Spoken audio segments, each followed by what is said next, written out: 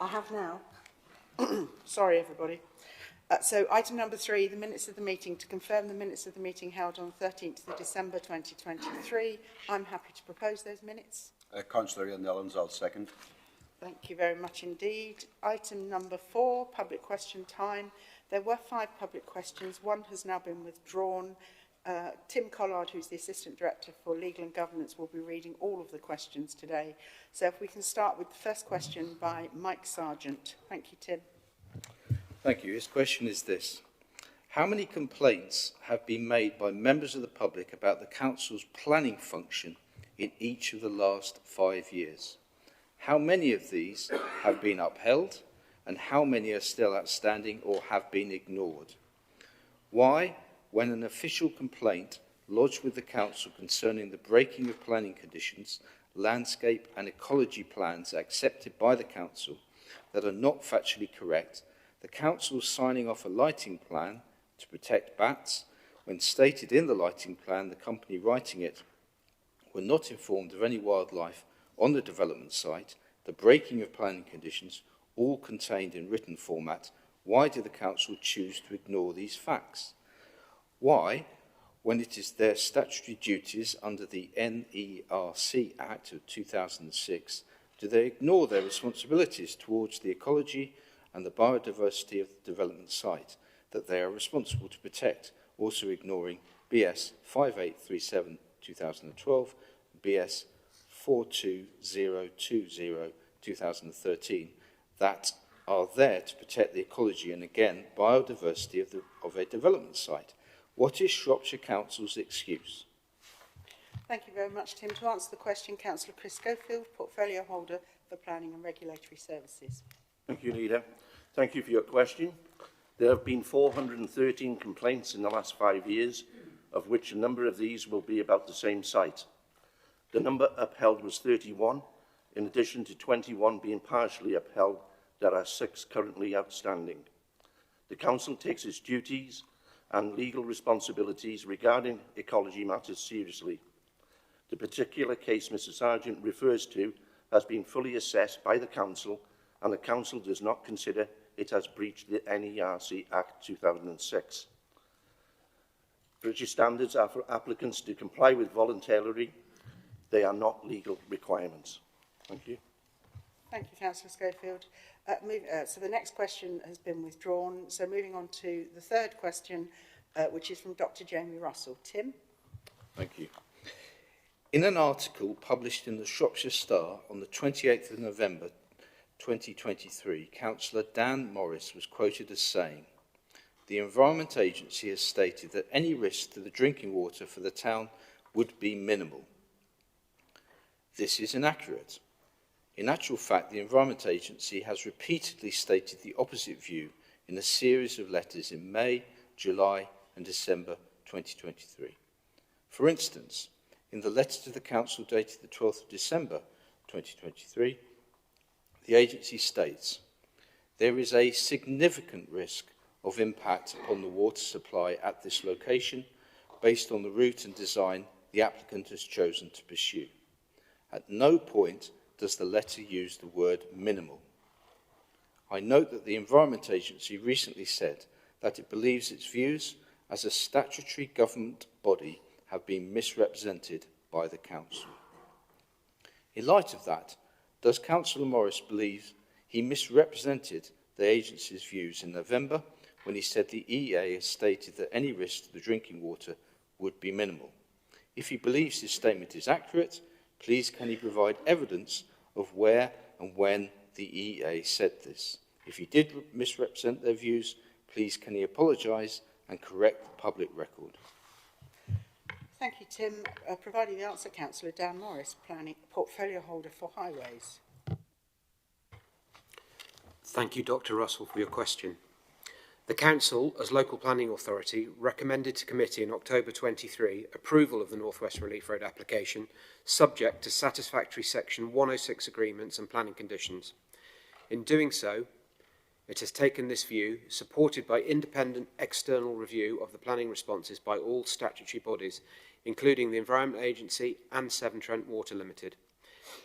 Initial risk assessments by the applicant and statutory bodies were considered as part of this review, and in recommending conditions to address identified and quantified risks, this will ensure that the potential impact of the North West Relief Road project on drinking water is proactively managed to a minimal level or less, with the condition requirements ensuring this to be agreed by all parties before construction commences. So, even if the EA didn't say those precise words, the implication from what was said by all of the parties is fully in accord with the assessment of the situation, e.g. the risk is minimal. Thank you, Councillor Morris. Tim, the next question is from David Kilby. Thank you. Do members agree it will be foolhardy to invest £28 million for the provision of a pool while stating the sports village is not financially viable and is underused?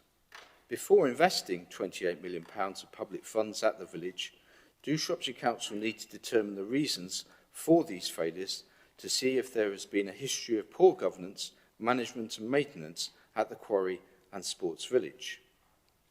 Series of bullet points. Shropshire Council has compensated the operator for loss of revenue while the quarry swimming facility has been closed. The outdoor sports villages at Sundorne Village are a poor standard. The cycle track is a safety concern. The outdoor tennis courts, play area and basketball area are in a poor state. Reasons why user numbers are lower than one would expect for a flagship facility of this kind. If poor governance, management and maintenance are affecting the efficiency of these two facilities, is it time for Shropshire Council to look at their own management of these facilities, including their choice of operators and maintenance procedures?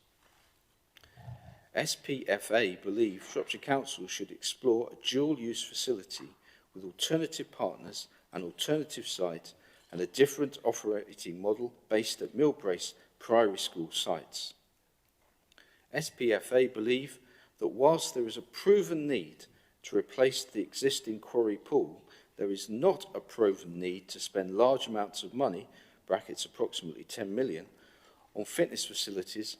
Nowhere in your plan is there any mention of existing providers, locations, prices, etc. Thank you, Tim. To answer the question, Councillor Rob Macy. Thank you, Leader.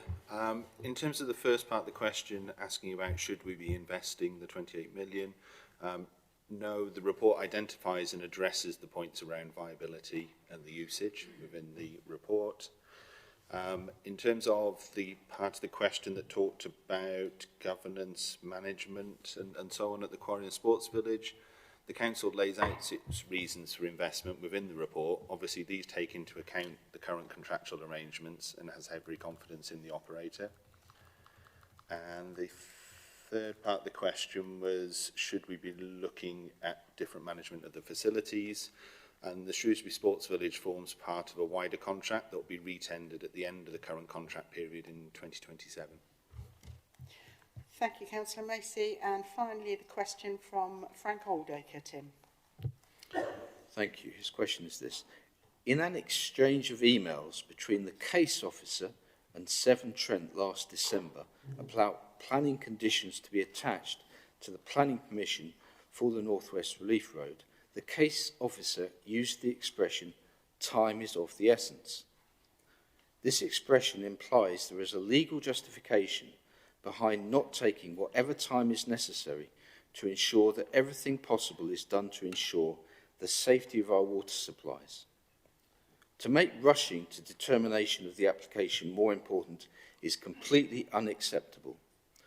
So, will the Cabinet please instruct the Council officers dealing with this vital issue, of which there is no known equivalent precedent in the UK, to take as long as is required to formulate conditions that all parties agree do truly minimise the risk of contamination of the water sources?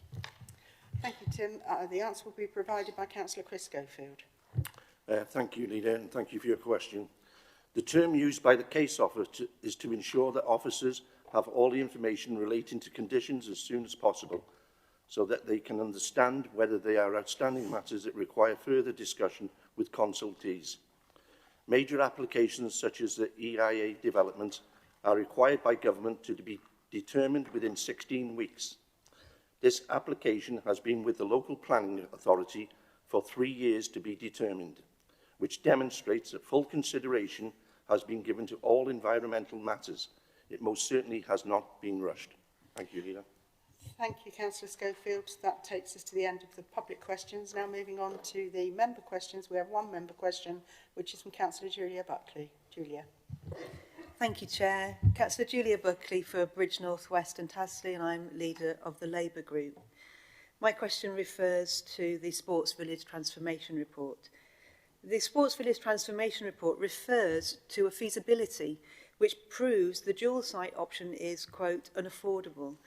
Whilst investment is welcomed into Sundorne, the dual site proposal could combine this with leisure swimming for facilities and tourists at the quarry. Has this feasibility study been made available to members? This is new information which is impacting swimming provision without informing the public. Despite spending £422,800 to repair the quarry swimming pool, this report requests Cabinet to confirm, and I quote, the previous decision to develop a dual split-site proposal with new pools being developed at the quarry and Sundorne Leisure Village is currently unaffordable, and development of Sundorne Village needs to be prioritised, with a full assessment being undertaken in due course on the future options for the quarry site. So my question is, why is the Council delaying consultation and decision on the quarry site redevelopment, yet asking Cabinet today to rule out a dual site at the outset? This report also contains 4 references to funds being made available from, and I quote, capital receipts. Without any details, this implies the quarry pool site could be sold off to help pay for the Sundorne site. Can you confirm whether the quarry site is earmarked for sale? Does the quarry swimming pool sit on Shrewsbury or Shropshire Council land? And is it covered by any covenants for community use? Many residents find the quarry easier to access due to the greater public transport services in the centre. How will residents from the south access a single pool in the north of the town? Thank you, Councillor Buckley. To answer the question, Councillor Rob Macy. Councillor Robert Macy, Portfolio Holder for Culture and Digital. The first part of your question, has the feasibility study been made available to members? No, it hadn't, and there wasn't a requirement to, but the study has been made available as Appendix 4 of the report. In terms of the consultation around the quarry and asking to rule out a dual site at the outset, the report is not ruling out a dual site, but recognises that to do both is currently unaffordable. Therefore, it's asking Cabinet to prioritise the sports village in much the way we did with Whitchurch previously, with a full assessment undertaken in due course on the future options for the quarry site. In terms of asking about is the quarry earmarked for sale, no decision has been taken in respect to the future of the quarry site, and therefore it's not earmarked for sale. It sits on Shropshire Council land. There are no covenants for community use noted on land registry, and we're not currently aware of any such encumbrances to that effect. And your question about how will residents access a single pool isn't applicable, as the Council's not proposing a single pool. Thank you. Thank you, Councillor Macy. Do you have a supplementary? I do, thank you. The reason that you've now attached the feasibility study as Appendix 4 is in response to my question. It was not attached when the Cabinet reports were circulated. So you've actually confirmed that the members of Cabinet today are being asked to confirm information based on a rationale in a report that you did not see. It's not appropriate to change the policy of this Council where the rationale has not been shared with members in the appropriate timescales that are necessary. My question, well, I have 2 questions, my supplementary questions. Firstly, what confidence do you have that there are no covenants for sale, given your experience with the Greenfields situation? And secondly, why have you not answered the question about how residents will access the quarry pool from outside of the centre? Thank you. Councillor Macy. Sorry, in terms of the information that's been brought forward to Cabinet, the advice I've had is it's fine, and the officers have brought forward that information, so that has been published. We did think that it would be helpful to publish that appendix as well for the public to look at, so that's now in the public domain. In terms of your second question around the covenants, I've given you the answer in terms of the covenants. That's the information that's registered, that's the information that we have, and that's the information we're proceeding on the basis of. The third part I didn't quite catch at the end. Why you've not answered the question about how you will help residents to access the pool, which is not in the centre? So in terms of that, you'll find in the report, it does talk about the current provision that there is for public access and public transport to the pool, and that there will be further discussions about enhancing that public access as well, but that's contained within the report. Be clear, I'm not Thank you very describing much. Sorry, disabled Julia, access. you've had your questions. Thank you. Thanks, Jo. Thank you very much indeed. The report coming from the scrutiny, from the Health Scrutiny Committee. I'd like to invite Councillor Jeff Elner, who's the chair of that committee, and also Councillor Heather Kidd to come and join us, as Heather was chair of the task and finish group that this relates to. And this relates to rural proofing in health and care. Councillor Elner, Councillor Kidd, I'm in your hands.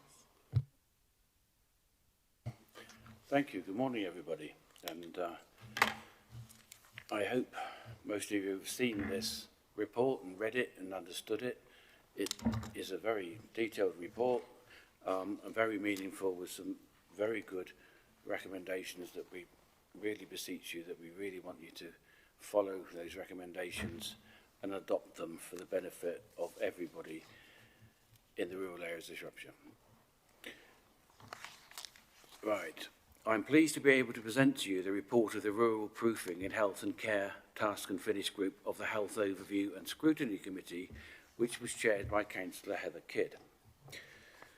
Before we share the key findings and recommendations of the report, I would like to say my role as HOSC Chair, that I've been thoroughly impressed with the level of engagement from all parts of the health and care system in Shropshire, and thank our officers and our partners for their enthusiasm and commitment to this work. I think everybody did their utmost to answer and help us and support us and give us information, which is great. I also want to thank Heather for her leadership of the group, and to the members of the Task and Finish group who enthusiastically took part, each bringing their knowledge and expertise and experience into the work. This was truly a cross-party group of members that carried out its work in an apolitical manner, focusing on achieving the best outcomes for Shropshire residents. I really valued the experience of conducting overview and scrutiny work in this way, and believe that this report demonstrates the values that effective overview and scrutiny can add. Having myself been a member of the Task and Finish group, I can say with confidence that there is a solid commitment to seeing the situation improve, and that this is a topic that the committee will be maintaining their focus on through regular updates back to the Health Overview and Scrutiny Committee. We want to ensure that all our recommendations that are adopted are actually followed and actually do prove beneficial to everybody. I'll take the report as read, and so we'll move straight on to the key findings and recommendations. And to do so, I'll pass on to Heather Kidd now to share the key findings, conclusions and recommendations to this committee. Heather. Thank you, Jeff. Heather? Thank you, and I must say this was probably the most in-depth piece of task and finish work I have ever been involved in, and I must thank the scrutiny officers, especially Sophie Foster, who was really supportive through this and has really taken scrutiny to a different level. So, rural living is often thought of and portrayed as idyllic. And can have a huge appeal. Yet, as the findings of the report have shown, for many of those living in rural areas, especially those with additional needs or vulnerabilities, rural life can be very different. And I think us as rural members know that, because we pick them up all the time. The group found that the situation in Shropshire is reflective of what this report described on the national contest for rural communities. Shropshire contains significant areas which are sparsely populated, with scattered dwellings and settlements which are far further apart than you see in urban areas, and with poorer transport infrastructure, making it harder to access vital services, get to work and to maintain social connections. The evidence reviewed has shown that on average people living in rural areas have higher life expectancy and report slightly better well-being, higher levels of home ownership and evidence of stronger social capital compared with their urban counterparts. But, and this is the big but, the group learned that strong community spirit and social capital, the social capital mask pockets of social isolation. Higher than average life expectancies overall hide some communities which have much poorer health outcomes. So it's all skewed by the fact that we have a lot of people who move into the area with a lot of money and buy homes at a very high value. And it's those people who are under that radar that we're talking about here. The geography of rural areas can also prove problematic for delivery of and access to health and care.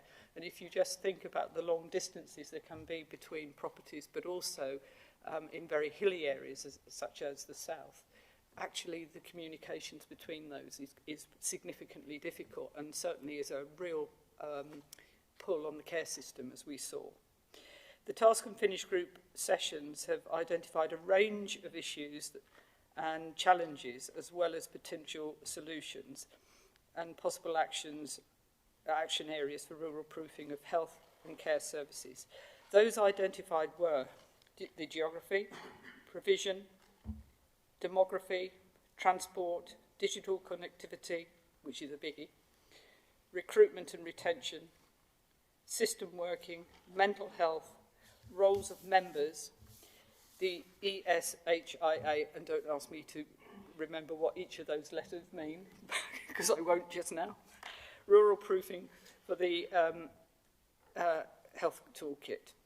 So our conclusions were that the Task and Finish group had decided that in Shropshire, the official government definition, which is used by most organisations, should be enhanced through the evidence consideration of these 4 characteristics, which are taken from the Rural Proofing Practical Guidance to consider the outcomes of policies in rural areas. And this was in 2022. So the demographics, the access to services, service infrastructure and employment.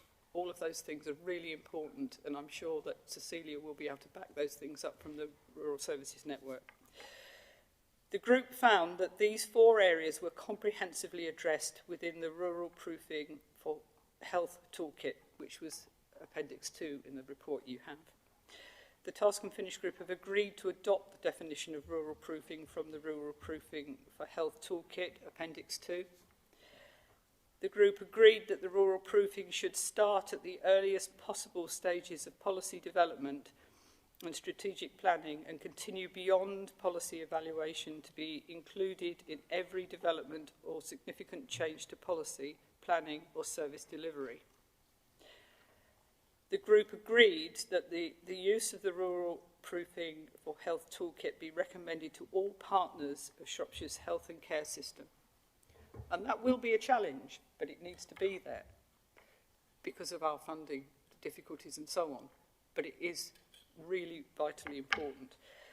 That the toolkit also be adopted for use by People Overview and Scrutiny Committee and also the Joint HOSC to review any changes or new services that are being implemented to ensure that they have been rural proofed.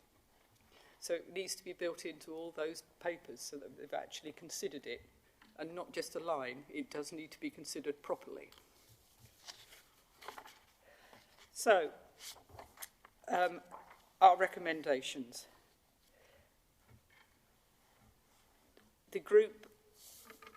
group's conclusions and recommendations recognise that although significant responsibilities to tackle health inequalities is shared by the wider integrated care system, Shropshire Council as a commissioner and place coordinator has an important role to play.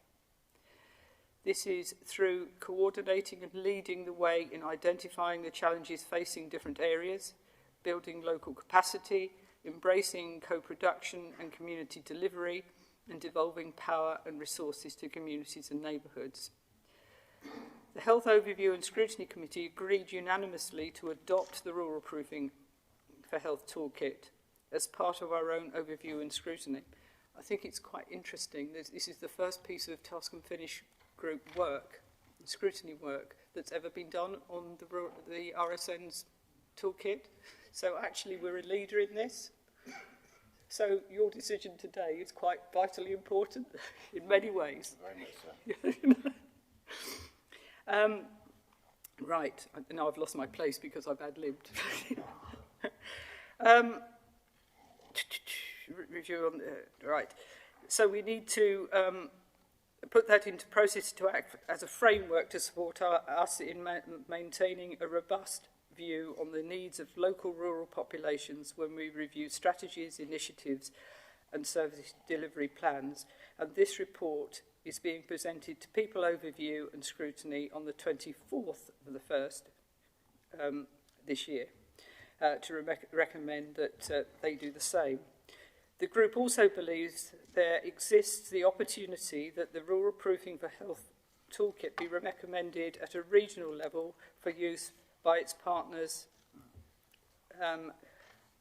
both in the local authority of Telford and Wrekin and wider, to support the work of joint health overview and scrutiny. The group also believes that this could be broadened to include the Shropshire Association of Local Councils for use with their work in parish councils, creating a consistency of approach for rural proofing and making the links to the local joint strategic needs assessment that are being developed. And I must say the JSNA, certainly that I was involved in Bishop's Castle, has been really, really valuable, and we used those We did. extensively, and there are a number, Highley, Oswestry, a number now online for people to look at. And I'm not sure that actually they're flagged up as well as they should be. So do look for your local members' JSNA. There is then an opportunity to scope to expand the use of the toolkit to Herefordshire, Monmouthshire and Powys, yes please, and to help provide evidence across border working and shared outcomes for the newly founded Marches Forward partnership.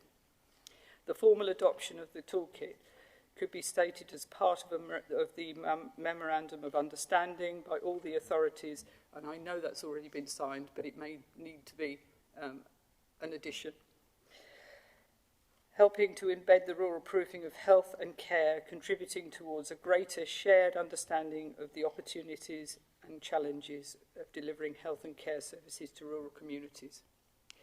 Whilst we were very pleased to hear at HOSC that the Mental Health Commissioner had been appointed, because that was a win for us, because Telford and Wrekin had one and we didn't, and that was in October, we would still like to recommend that this role be made permanent and to provide a consistent system oversight of the strategic leadership, because mental health, certainly across the rural areas, is a significant problem in delivery.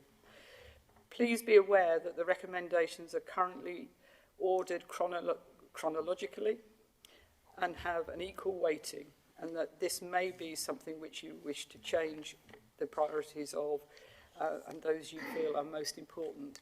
But for us, they were all important, so it wasn't for us to prioritise them. Jeff. Thank you, Heather, for that. That was a very good report. I'd like to say that I feel our objectives when we set up this task have been met in full, and I thank everybody for that, because it is a very wide sphere of discussion we've had with all sorts of organisations, and I really would like every member of this council to read this report and understand it, because I think we always pay lip service. We always say, oh, well, they're in the rural area. You know, if we've got money to spend, we'll spend it where it's best spent and more people can access it, which is normally in towns. And the rural areas are getting pushed to one side. And I think we need to address that and take that into consideration. I think we're all aware of it. And this report and recommendations hopefully give us an avenue of how we can overcome that and stop rural areas being disadvantaged. We can all work together on an open base. And I very much like the idea of talking to all our partners, Telford and Wrekin and Montgomeryshire and everybody else. If we all work on the same basis, using the same language, we hopefully will get the same targets and the same results. So I really, really think this is a very important report, and I very much look forward to your comments on it, and I very much look forward to you adopting all of the policies, or if not, most of the policies, and we as a scrutiny committee have made damn sure that we want to continue to look at this subject, and we want to continue to monitor that if our recommendations have been taken up, that they are actually working and being used to everybody's benefit. So this is just not a report saying this is it. This is not the end of it. Believe you me, this is a journey.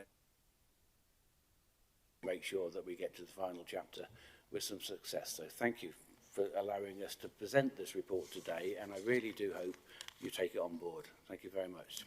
Thank you, Councillor Anna, and thank you also, Councillor Kidd. I think you might say that this is just the start of the process as opposed to the end of it. I want to add my thanks as well, and I've spoken to a number of members who sat on that task and finish group and said it was an extremely worthwhile and enjoyable, I think was the word that one of them used, which actually is really important for me. I am going to ask Councillor Cecilia Motley to respond to this. There may be a few of us that have got a few comments to make about the recommendations, but I'll let Councillor Motley start off. Councillor Motley.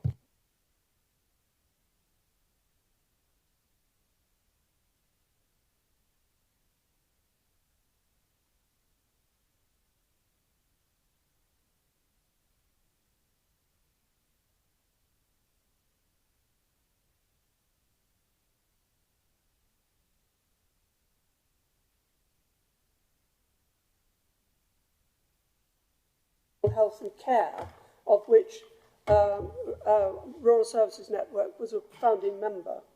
And they have done some really good work because they have a lot of very good contacts in the health field that are busy pushing the rural case. So you're not alone, you know, we're not alone in actually trying to tackle this problem. Rural proofing is a particularly tricky one. Actually, at Rural Services Network, we spent a lot of time talking to government ministers about the benefits of rural proofing, and they would all, as you say, wave their arms and say, oh yes, it's a jolly good thing, but they had no idea how to actually go about doing it. And what they normally ended up by doing was dumping rural proofing on the lap of some junior minister who didn't know what it was either, and as a result, it disappeared into the ether. So if we can actually get this going in terms of a health basis, I think it will be powerful. So I am, as I say, very grateful to you for bringing it forward. And I am absolutely happy that this should come to the Health and Wellbeing Board. We need to keep this in our cycle. And actually, interestingly, over the last few meetings of the Health and Wellbeing Board, and I'm sure it's got nothing to do with the fact that I'm one of the co-chairs, we have been discussing rural issues considerably more and in greater depth than potentially previously. So don't worry, I am on this because, as you know, I've been pushing rural issues for years and years and years. With regard to your recommendations, I think this is quite meaty, this lot of recommendations. I don't think I've ever seen, other than a government report, more recommendations produced in a paper. So if you don't mind, I'm not going to commit myself to following every single one now, but I'm very happy to take them all very seriously, and I absolutely support your idea that we should actually be getting more of the authorities involved, and particularly the Marches Forward group, because I think it would be particularly apposite for them and particularly for Powys. So I think we will certainly be doing that. Also, SALC needs to be better informed about this. I quite agree with you. And it will be good to get sign up from Telford and Wrekin, and indeed the ICB and the ICP in general. This is very important stuff. So may I thank you all so much for all the work that's gone on, and this has really provided a very good base for us to work from. And I welcome the report. Thank you. Thank you. And I think this is one of these reports which will be, again, it's the new form of scrutiny and it's the new way forward. So what I'm going to suggest is that actually Cabinet have a further discussion about this, and actually we bring a report back, agreeing to the, or not, to the recommendations. There is a couple of things I just wanted to pick up, but I'll come first to Julian Dean. Councillor Julian Dean. Thank you very much, and I too welcome this report and congratulate the members for the work they've done. I just think before Cabinet congratulates itself too much on adopting recommendations, we do need to be honest about the context, and the context is one where, as highlighted by Baroness Bennett in the House of Lords, Green Peer, in February, when she talked about Shropshire rural health, the context is one of more than a decade of austerity, which has led to cuts in health services. It's led to centralisation of services. It's a triple whammy of cuts, of centralisation. We've lost maternity care, we've lost community hospitals, and then the third part of the triple whammy is poor public transport. And that's the big story, isn't it? That's the big context that we're up against. So whilst a rural proofing lens is essential and is really valuable, we have to be honest about the context. The second point about that is that I think there was an interesting article the other day about the effect on the third sector of the push that all councils are making towards more and more delivery from the third sector. So many of the charities and organisations out there which should be championing their local people are finding themselves in a situation, and it's one which we absolutely have to do because we need these services, but we're finding a situation where third sector organisations, charity organisations, voluntary organisations are becoming delivery bodies and are having to engage in the ridiculous competitive tendering process for helping to deliver services, and are not doing the job that they were originally set up to do, which was to champion local people, but are ending up finding themselves on the other side of the fence in terms of delivering increasingly small pots of money. I just think those contexts we need to bear in mind all the time when we're thinking about how best we manage our way through this terrible situation. Thank you, Councillor Dean. Councillor Carroll. Thank you, and thank you both very much for bringing this. I actually enjoyed reading this report. It makes a pleasant change to actually enjoy reading a report on the Cabinet agenda. I specifically wanted to make a couple of references to the recommendations. In terms of recommendation 13, and I'm sure that this is what you intended, but could I also flag that in terms of a deep dive into recruitment and retention in health, it's equally important that we look at recruitment and retention in the care sector as well, just to make that little point. And the other one, recommendation 14, I actually think is one of the most important recommendations of the report. I know Rachel and I, quite a number of years ago, started down the road of a piece of work in terms of mental health, particularly in the agricultural community. So I would very much encourage recommendation 14 to be picked up with the likes of Yellow Wellies and the Royal Agricultural Benevolent Institution as well, because I know that there is a very desperate need out there for that support, and there are groups out there ready to be engaged with and work with. But otherwise, I thought it was an absolutely fantastic report and piece of work. Thank you. Councillor Buckley. Thank you. Julia Buckley, leader of the Labour Group. I was one of the members of the Task and Finish group, and I concur it was really very thorough, very comprehensive, and the support we had from the officer was absolutely top-notch. The two things to comment really are, and it's evident with myself, Jeff and Heather, is that there was absolute cross-party support for all of these issues.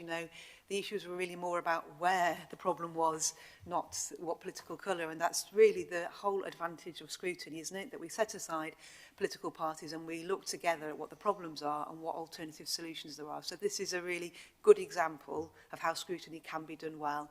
And I know there were a lot of recommendations, but that's testament to the amount of work, the amount of witnesses we listened to and the amount of issues that were teased out. But what the report really does, it doesn't talk about spending money.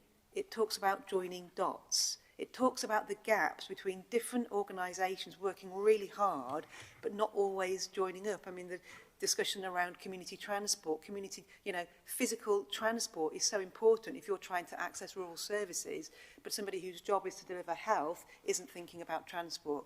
So the joining of the dots between the challenges, the problems and the services is what has been our problem, and that's what this report is asking us to look at, and where the council can add value to bring those partners together to understand how by working more efficiently together we can unlock some of those problems. So the solution doesn't necessarily cost money, but it might just require those stronger relationships. So well done, it's an excellent report, and I think that you speak for all of the group when we say it was a really good, time-intensive but enjoyable piece of work. Well done. Thank you, Councillor Macy. It was just picking up, obviously, recommendation 3 was around digital, and that's my part of the world, and connectivity and so on. So I'll be taking that one away to look at. But it was just to have those clear bits of what you want to look at within that, because it's such a massive subject and we're reliant on others, is helpful from my perspective. Because there's obviously some work we're obviously doing through the digital inclusion network and the new member group that's set up. So when we come back, I'll be able to hopefully bring back some things that we can get started on quickly with that. I'd like to speak. Did you want us to clarify and go into more detail on what those recommendations are and what we wish, or not? I'm quite happy as we consider this to meet with yourselves and have a discussion about that, but the ones you've listed here in my sphere and the officer's sphere, they're quite clear as to what you're looking at, but I'm happy if people want to add a bit more context around that, that's fine. That'd be great. Yeah, I think what Rob was saying is something, if you just say digital inclusion, what's that mean? You've actually given us a list, so that's fine. Yeah, thank you. Okay, Councillor Evans. Thank you, Chairman, Leader. Echo everything that has been said. Excellent, and it shows what can be accomplished when all the groups work together. And I compliment both the people sitting at this table who did the report, as also has been said, a member of that working group, wasn't able to attend all the meetings, but the majority that I did attend, yes, it was very thorough. Thank you to all the numerous speakers who came in and spent time talking face to face, not via the web, some sent in written communications as per the appendices, but a number came in and actually spent time doing it together. So it was the staff and the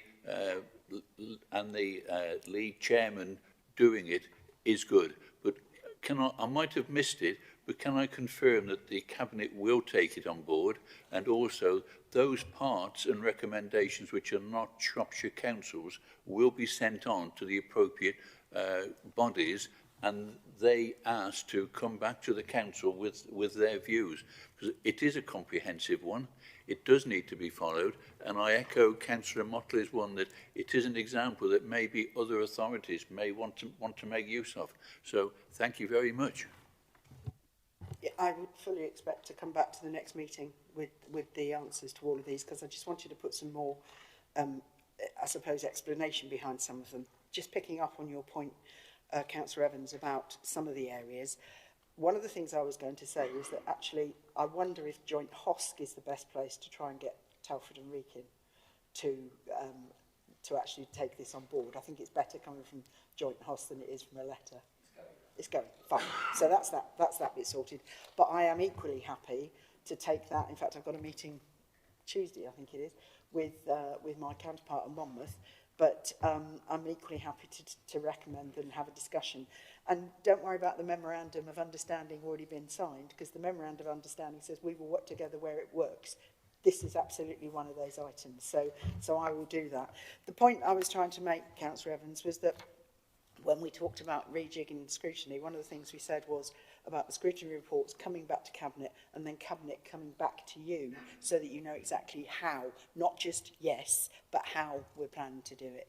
So I intend to bring that report back to the next meeting. I don't know if we can get a draft of it. When's your next HOSC meeting? Jeff, can you remember? The one after. Okay. Okay, no, in which case we probably won't do that. Councillor Motley? Quite a lot of work is going on at the moment already, and I'm not sure whether you're aware of it, but we will make sure when we respond that you do know about the work that we're doing, particularly, for example, the work with farming communities taking the health and well-being bus round to the markets, and also the One Shropshire and JSNA work is going on apace, developing health hubs in local communities. We've already got about 4 of them set up, and we have plans for more. So we are getting there. It takes time and it takes a bit of money, it has to be said, and it takes the right expertise in the right places. But actually, the responses that we've had so far to the health hubs, the integrated health hubs, there's one in Oswestry, there's one in Halskett, there's one in Ludlow, and there's one being set up in Highley, as you probably know, and we want to do more, and we will as soon as we can. So, you know, we're not starting from a completely standing start here. Thank you. Councillor Kidd? I'm really grateful for that, and in the rural proofing, in the best spirit of it, of course, the South West will be included in that at some point. Yeah. Thank you. But And the North. And the North, yes. What I was going to say is that on the recruitment and drop-in day at Bishop's Castle Hospital on Saturday, we were meant to have a rural advocate of some description. I couldn't work out from the description whether it was from the ICB or Shropcom, but she never turned up, which was a great shame. But actually, we would be really pleased to know exactly who that is and what their role is and how they're going to take this on board and work through it. So if you could find that out, Cecilia, I'd be really grateful. Yeah, we can do that through Rachel's nodding as well, so that's always good. So if you're content with that, Councillors Elner and Kidd, we will come back to the next Cabinet meeting with our responses to those in full, if that's okay. The one thing I will just say, Councillor Kidd, the Mental Health Commissioner has been made permanent or will be made permanent, so that's one we can tick off straight away. Thank you very much indeed. Thank you. Thanks very much, both. Good. Good. Right, item number 7, alternative budget proposals 24-25. This is the response to the budgets that were put forward. Councillor Gwilym Butler. Thank you, Leader. It's Councillor Gwilym Butler, Cabinet Member for Finance, Corporate Resources and Communities. Budget planning. To start with, I'd just like to set the scene a little bit. In common with the whole local government sector, Shropshire Council is caught between cost pressures such as inflation, rising need for services and increasing complexity of those needs when they do arise, and significant funding challenges. In simple terms, net spending will increase from 255 million in the current year to 270 million next year, an increase of 15 million or 6%. The increase of 6% is based on 5% increase in council tax and some other major changes to government grants. Gross controllable spending in 24-25 will be 518 million, excluding grants targeting specific service areas. Overall pressures arising from a combination of population numbers, population needs, and pay and price inflation is at least 50 million again. And a further 15 million pressures arise from a range of other budget challenges. Therefore, pressures of 12.5% against gross spending or 25% against net spending are being met with just 6% increase in resources. And that is our challenge. It's almost one of those Dickens ones, isn't it? Yeah, well, I won't go into that one. Our resource levels are determined by government. In common with other councils, we have made serious representation to government in the usual ways, including our MPs, setting out the challenges we face. Government responses have been very clear that councils are expected to work within the available resources.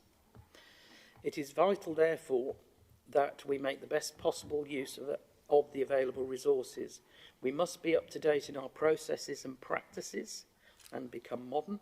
We must ensure efficiencies in all our activities, and we must deal with our pressures in a sustainable way. The Cabinet is committed to such an approach and is working hard with officers to secure this. The proposals from the Cabinet will include addressing climate concerns, tackling the supply chain carbon footprint, work with right sourcing, securing best value in the most sustainable way, retaining a skilled workforce but using trusted partners where they can secure better value for money. Arrange best value for buildings, securing a small office space to support hybrid working with a lower carbon footprint and secure a capital receipt from Shirehall. Work consistently on the proper channels for capital scheme prioritisation, including the future shape of the county town, rather than taking decisions driven by current local feeling. Reduce the size of the council, but also improve its efficiency, protecting residents, not suppliers, taking difficult decisions and ensuring an efficient council delivering services for years to come. Modern, efficient, sustainable.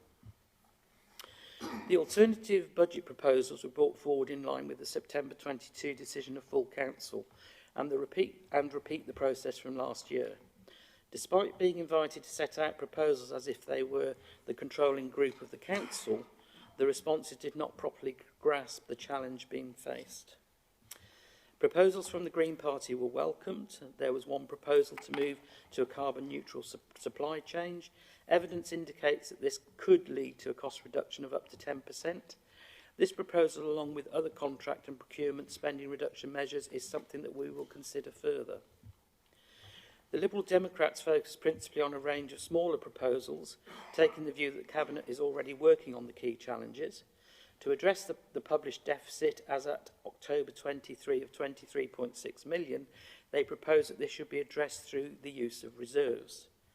This is not a recommended approach as it involves using time-limited funding to address an ongoing pressure, because that pressure of 23 million will still be there next year, and we may not have those reserves available.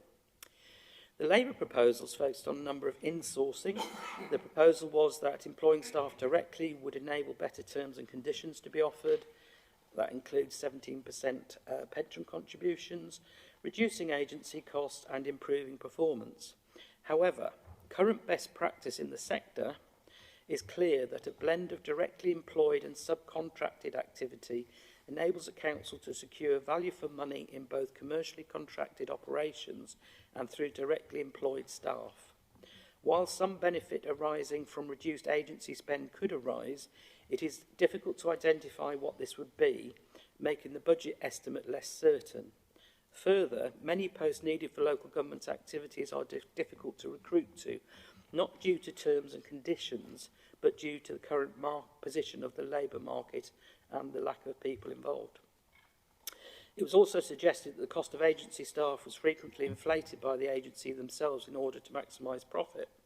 It should be noted that the agency premium is often made up of a contribution to the running costs of the agency business itself, the VAT charge of 20%, which the council can recover, and a small surplus, frequently below 5%, and reduced further when staff are recruited via the framework contract with Matrix, so the apparent profit stated of 30 to 40% may only be, in fact, 1/10 of that. I'd like to just briefly move on to reserves, if I may, Leader. We stated in the midterm financial strategy in December that we were aiming for reserves of 23 million at the end of this financial year, 35 million the following financial year, and 47 million the year after that. What I need to make perfectly clear is the pressures we are facing are not going away, and I believe those pressures will be ongoing. And unless we have a clear position on our reserves, we will not be a sustainable authority. I want to make that perfectly clear. And it will be a challenge, but I will do whatever we can to do that, but the pressures may come to us. So to conclude, Leader, before I actually move the recommendations, we're getting to the stage when we come to February that the choice for the residents of Shropshire will be quite clear. We can have a Labour government which moves very much to the left, takes us back to where we were in the 70s and creates a very large local government and big government. Or we could have the Liberal Party that doesn't appear to have a grasp on the finances. Or you can have the Conservative administration which has a plan. We know it's going to be hard. We're going to have to make hard decisions, but we are going to do it.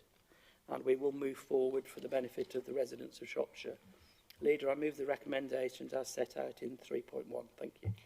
Thank you, Councillor Butler, and I'm happy to second those.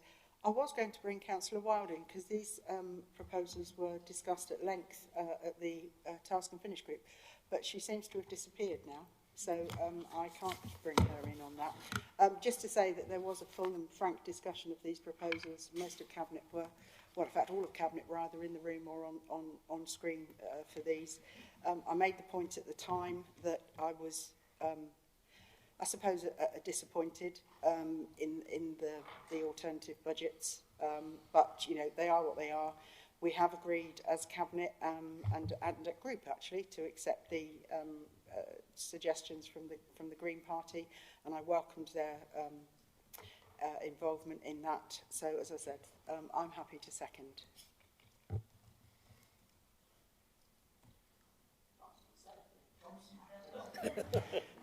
I just should have moved on quicker than that. Go for Councillor Green first, then Councillor Morris, then Councillor Evans, then Councillor Buckley. That's okay. There's too many Deans, Greens and Deans. Yes, do go on, Councillor Dean. Thank you very much. I mean, I think the first thing to say is that it is quite legitimate for all the opposition groups to start off by saying, in response to the challenge to save you £24 million, we wouldn't have started from here. You know, this has been a Tory administration for a very long time, and it's in the context of a Tory government which has been devastating local authorities and local spending for more than a decade. And so I think it's quite legitimate for us to say that. And it's also quite legitimate for us to say that this challenge that we get every year, well, you sort it out, come with your ideas, and then we get effectively a half-hour meeting with a member of staff, and then we get a form to fill in, and then we get a response the day after Christmas. It's hardly an effective way of engaging the other parties in a meaningful way to bring forward proposals. Nevertheless, we did manage to bring forward a proposal, and I will just explain it to the Cabinet briefly. So our proposal was effectively followed a report that came to the Climate Change Stakeholder Group that Adrian Cooper runs, which suggested that the third-party spend of the Council not only is a huge part of our financial commitment, but is also probably by far the greatest part of our carbon footprint as well. So decarbonising the Council requires us decarbonising our third-party spend. And the report suggested that there is an opportunity there to save money. So we simply brought forward a proposal that our procurement staff and procurement operations are tooled in order to have that lens, to have a decarbonisation lens in the way that we procure. But we've also added into that what we call a community wealth building lens. In other words, that we take seriously the opportunity for the Council in its operations to do everything it can to support a resilient, sustainable local economy. And I think the principle behind this that I do want to bring out for everybody is to say this, is to say that actually greening the Council and greening the local economy is not somehow a cost on economic development, is not a cost on taxpayers, as is often portrayed, unfortunately, by the right, but is actually a real opportunity for improving people's lives and for improving and creating a meaningful, sustainable economy for everybody with meaningful work. For example, retrofitting people's homes. For example, you know, delivering services in a decarbonised way with local staff involved. So I think that shift in direction, and I accept that some of this work is already going on, but that shift towards using a decarbonisation lens and a community wealth building lens in our procurement is a very useful one. It does require a serious piece of training and thought throughout the operations of the Council, I would suggest. But I'm glad that the cabinet so far seems to be welcoming that direction. The final point I would just make in terms of where we are, I'm going to recommend a book to everybody, because I do think that the arguments around outsourcing and the costs of all that are, you know, we need the context. We know that the rundown of public services has, to use a phrase, infantilized the public sector, that we don't have the skills in-house that we ought to have. So I'm going to recommend to you Mariana Munster-Carter and Rosie Collington's The Big Con, How the Consulting Industry Weakens Our Businesses, Infantilizes Our Governments and Warps Our Economies. I haven't started it yet, so I'm not recommending it having read it, but I have read previous books by her, but I think you might find it interesting reading, and it is now available as an e-book. Thank you, Councillor Dean. Thank you for adding to our reading list. Councillor Dan Morris. Thank you, Chair. I wasn't at the scrutiny meeting on January the 10th, but having read the report, in the briefing note to the group leaders, it says, with regard to the October medium-term financial strategy, that they need to find £23.6 million worth of savings. That's correct, isn't it? So having read through the report and as presented, the Labour group has still got to find 15.37 million. The Liberal group have actually increased their spending by 2.5 million, and none of the money has been found by the Green Party. So my question to the portfolio holder is, have they failed in their task to address the budget gap? So if you could come back on that, I'd be grateful. Just digging into the detail a bit about the proposal from the Labour group on insourcing or nationalising, I just wondered whether the Labour leader had spoken to any of the officers at all to talk about this. I wondered if the Labour leader had seen that we've halved the cost of pothole repairs using a mixed economy approach. Time to time, local authorities have sort of gone betwixt and between going fully one way or bringing it fully back in-house. I think what the council officers have done with a mixed economy approach within the contract that we currently have with Kier is the right approach. And we are we're in a far better place from where we were, say, 4 or 5 years ago. Some of the key performance statistics for the highways team are the number of potholes repaired in 2023, 41,629. 50% of potholes are fixed within 5 days. On average, it takes 20 days to fix a pothole, and the backlog has been reduced by 34% in the last 6 months. So surely this is a great example of how the mixed economy approach works and how nationalising, whether it's highways or adult social care or whatever else is proposed, is just not the way this council is performing and making the savings needed. Thank you. Thank you. I'll let Gwyn come back at the end after he's heard all the other comments. Next on the list was Councillor Roger Evans. Thank you, Leader. I echo totally the remarks that was made by the leader of the Green Group, Councillor Dean.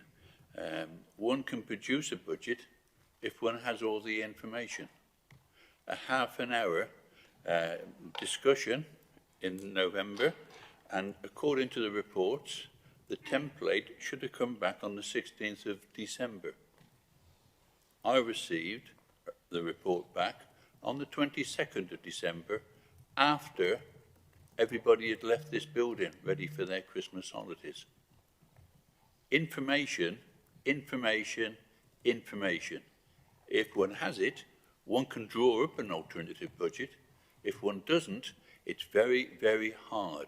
And I would like to also correct exactly what's been said twice today and reported in the minutes, but was reported correctly in the Shropshire Star. The Liberal Democrat group did not spend all the reserves. They used the actual council budget in their savings in their October, which saves the appropriate amount of money, and made some small alterations to it. And if you actually read the Liberal Democrat report, you'll see that we're trying to help the communities. We made two big ones, one about the Riverside development and one about the Shirehall, and all the others are to do with communities, trying to help them in their hard-pressed way that they are trying to live and improve, climate change, offer loans, put solar panels on their roofs. That's what we were doing because we did not have or have access to sufficient information to do it. It's very good to say, oh, you've got to do this and this is the project we're setting you. We've seen a report earlier on today from the scrutiny, which they delved in and got the information and they produced it. If we have access, and I would presume all 10 cabinet members have spent time with their officers looking at the costings and come forward with their cabinet report. How do you think officers have that sufficient time to spend with 3-4 different groups to enable them to produce an alternative budget? Let's live in the real world. The real world, please. As I say, all right, you can speak from the side, Councillor Butler. Maybe in May 25, you will be this side, and then you will see what assistance is given to the opposition groups. They are, but to actually get the information is very hard and it takes time. We do not have that sufficient time with the officers. The numbers of officers have been much reduced. Councillor Evans, I'm going to stop you there actually because I completely disagree actually. You seem to think that everybody sitting around this table, and I use the word everybody, has a divine access. You know, I come back to your alternative budget. I think what you're telling me is actually that you didn't put forward an alternative budget, and I understand that. You used the Conservative savings plan for the main bulk of the deficit, but you added a few extras. So I suppose in a sense that's not an alternative budget, and I accept that. So you didn't produce an alternative budget. If it's been reported differently, then, you know, I'm sorry about that, but in all essence, you did not produce an alternative budget because you took ours, so therefore it can't be an alternative one. As for the fact that you haven't had the help, the things that you put forward and anything else that you could have put forward, you could have put forward 12 months ago. You could actually be looking at things now for 25, 26 budget. You don't have to wait until you're sent a piece of paper.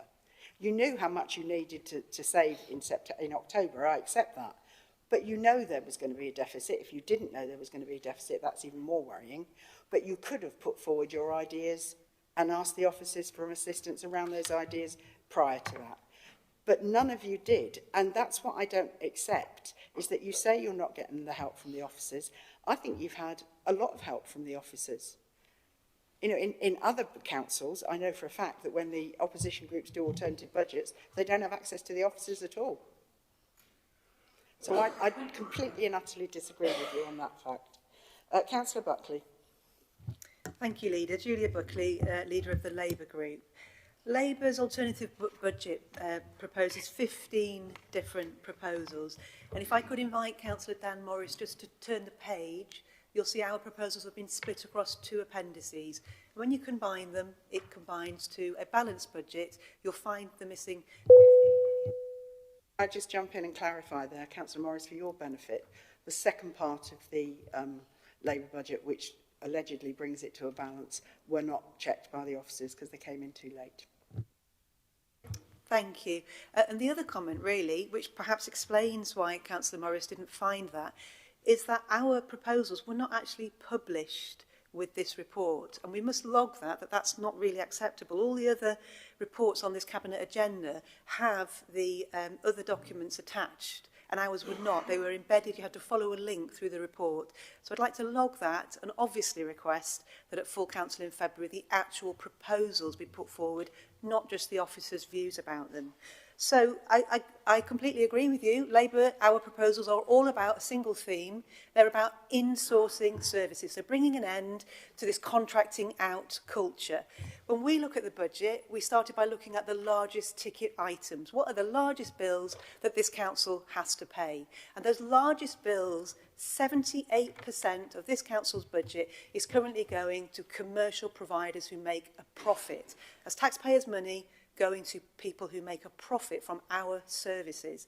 So the big ones, the big tickets, if you like, the Kia Highways contract, so 15 million a year on revenue and another 13 on capital. We've asked lots of questions about that. The leader's quite correct. We had quite a robust discussion last week at scrutiny. I've asked 3 times now how many staff are employed on that contract and how many subcontractors. And I've been told that we don't need to know that. Councillor Dean Carroll says it's none of our business. Actually, when a local authority spends taxpayers' money on a contract, it's everyone's business. And we have a legal requirement to full due diligence to ensure that all contracts and subcontractors are ethical and follow working conditions. And so it's really important we do drill down and understand who we are paying, how much profit they're making, and exactly the quality of the work that they're doing. And our concern is that this council has lost control. We've lost control of the budget because we've lost control of those contracts. If we don't know how many layers of subcontractors there are, if we actually can't put a number Councillor on how many Buckley, staff are employed... Can I stop you again? Because I know you love to give the press sound bites. I appreciate that. And, you know, I know it's all very well set out with your little sound bites and stuff. But the simple fact is, and I'll ask Councillor Morris and Councillor Carroll to comment on contracts. But if we are doing 20 road surface schemes, there might be 300 contractors working for Kia. There might not be, because they will use the amount of contractors that they need. We don't need that information. The information we need is that they're doing these schemes. And I come back to, you know, when you talk about, you know, what in effect is nationalisation, one of the things I would like you to explain to Cabinet today, actually, is how you propose to bring in-house the whole of social care.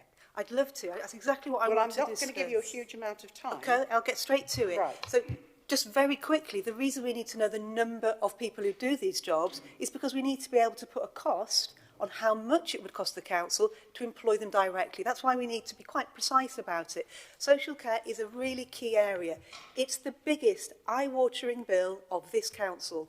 £99 million this year will be spent on carers in the community. They are all paid via agencies. Now, some of those are doing really high complex needs work through non-profit agencies, and that's really welcome.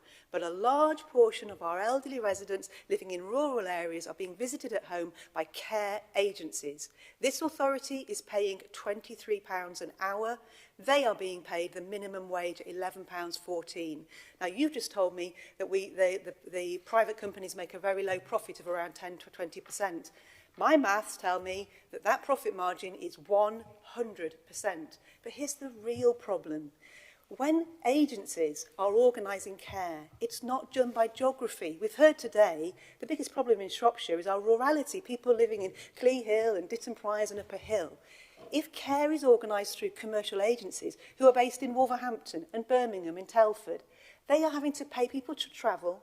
They're organising a rota where it's a different person every time. And the problem is that it's not a localised service. We would love to bring the care workers in-house, have a beautiful team of Shropshire care workers. We wouldn't pay them the minimum wage. We would pay them £14 an hour. And even with council on costs, I know you want the figures, Leader, at 26%, which would cover all the additional costs of this council, including the additional management and training, because we want these guys to be accredited and trained. We want high-quality individuals. And at £14 an hour, we'll be able to recruit people who want to do this work, because it's hard, challenging work, and they will be rewarded.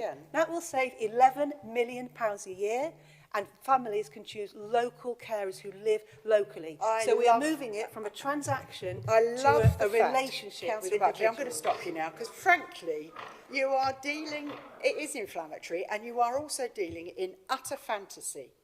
You know, you seem to think, and it's the same when you bang on about children's social workers, you seem to think that there are hundreds of people out there who just want to come and work for Shropshire Council. The problem is those positions are not, well, the positions are there, the people aren't there. And that is reflected right across the country. And it was actually said on Radio Shropshire the other morning that there is a major issue with care workers, with social workers, with all sorts of things.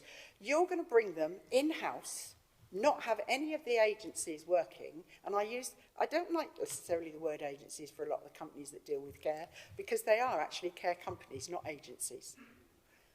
But you are basically going to do away with all of them. That's what you're saying to the public. That's right. You are going to do away with companies, people who've built up businesses, who work extremely hard. You make them all sound like they're some sort of maverick organisation not doing the job.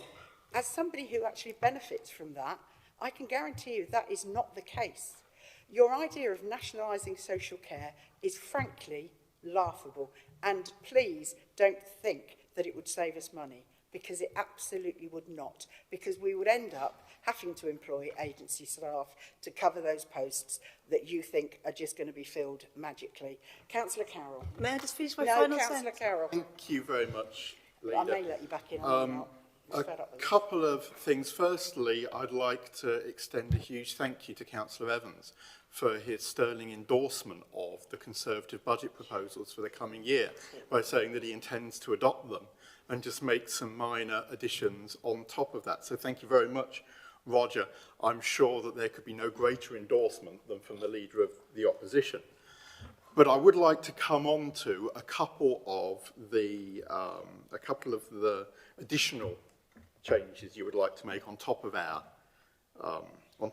budget, and those specifically in my field of responsibility. Firstly, the quickest one to tackle is the Riverside Shopping Centre and the request to find more external grant funding. Well, what do you think we are doing? What do you think we have been doing? We've secured £18 million for exactly that method towards that. However, there aren't an unlimited number of pots of funding, but we will continue to seek additional funding contributions. But remember, a large part of the whole Smithfield redevelopment zone will be commercial. And that isn't necessarily the easiest or most appropriate things to find central government funds for. What we have found central government funds for, rightly so, is for the public realm works and for enabling works on the riverside itself. But you can rest assured that we do not stop searching for any additional external grant funding that we can leverage here. Now, coming on to the Shirehall proposal.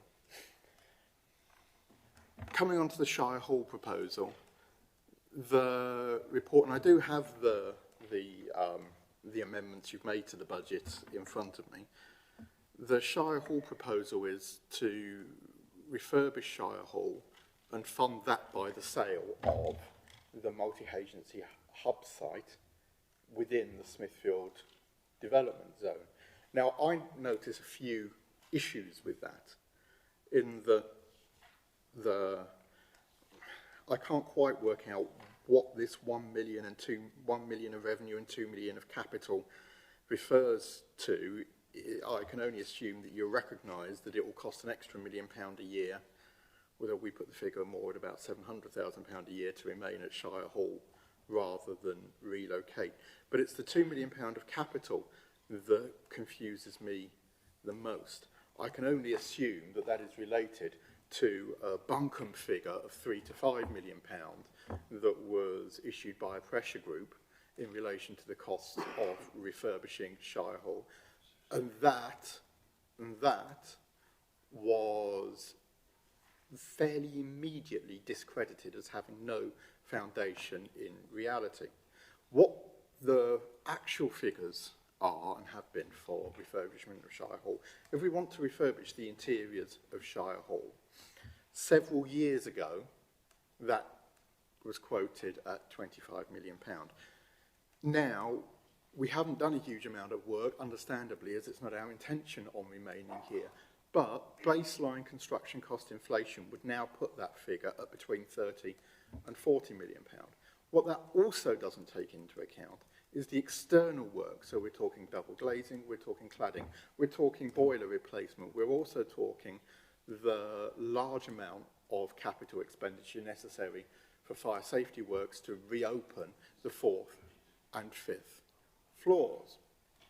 So we're talking well in excess of £40 million as a capital expenditure, well in excess for that work. And funding that from the disposal of the multi-agency hub site in Shrewsbury Town Centre, that will not raise £40 million. That will not raise £50 million. It won't raise £35 million. This isn't central London. We can't charge central London prices. There's also no mention in the budget for initial upfront capital investment to pump prime and to increase the value of that site.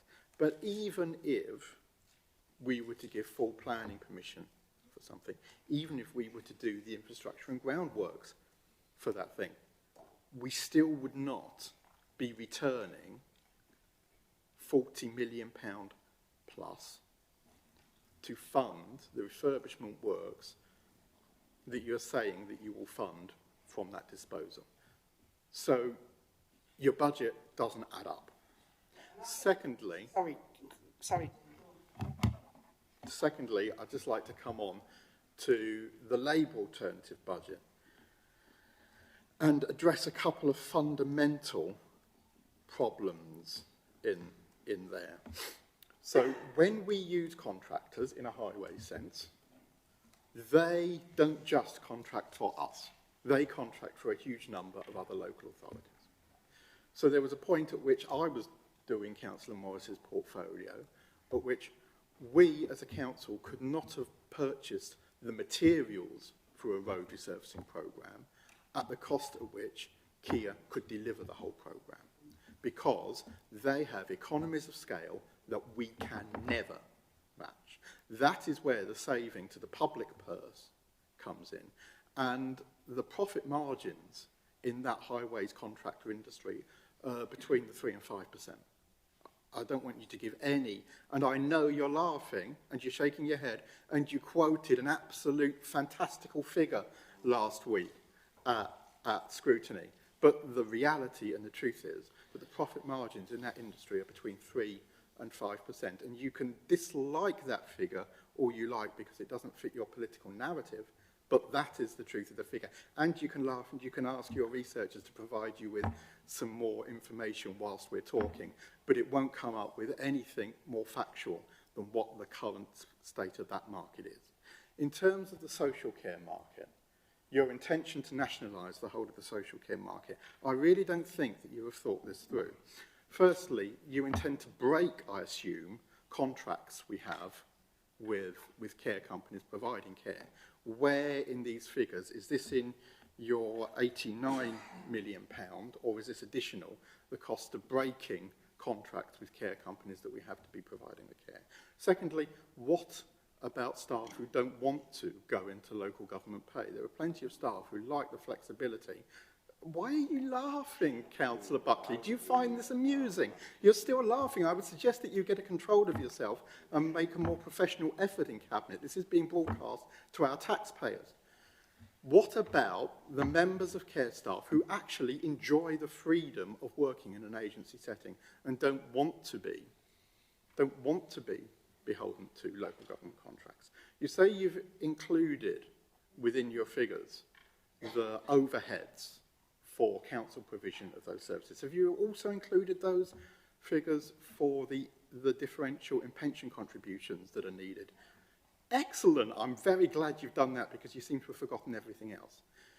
Next, can I come on to where is the capital expenditure listed in this? Because if you're taking over the entire care industry, then what about the residential care facilities? Will you be purchasing those? No, it's not. It says no, non-applicable capital expenditure. So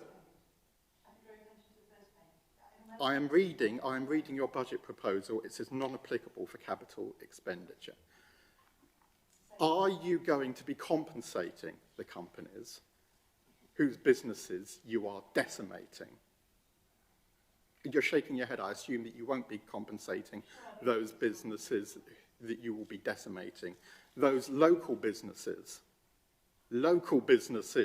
Councillor Buckley, I can point you to local businesses in Shropshire, and I can point you to the hundreds and thousands of local care staff who live and work in Shropshire. You're trying to paint them out. You're trying to paint these people as greedy, uber-capitalist fat cats sitting in ivory towers in places that local people can't relate to.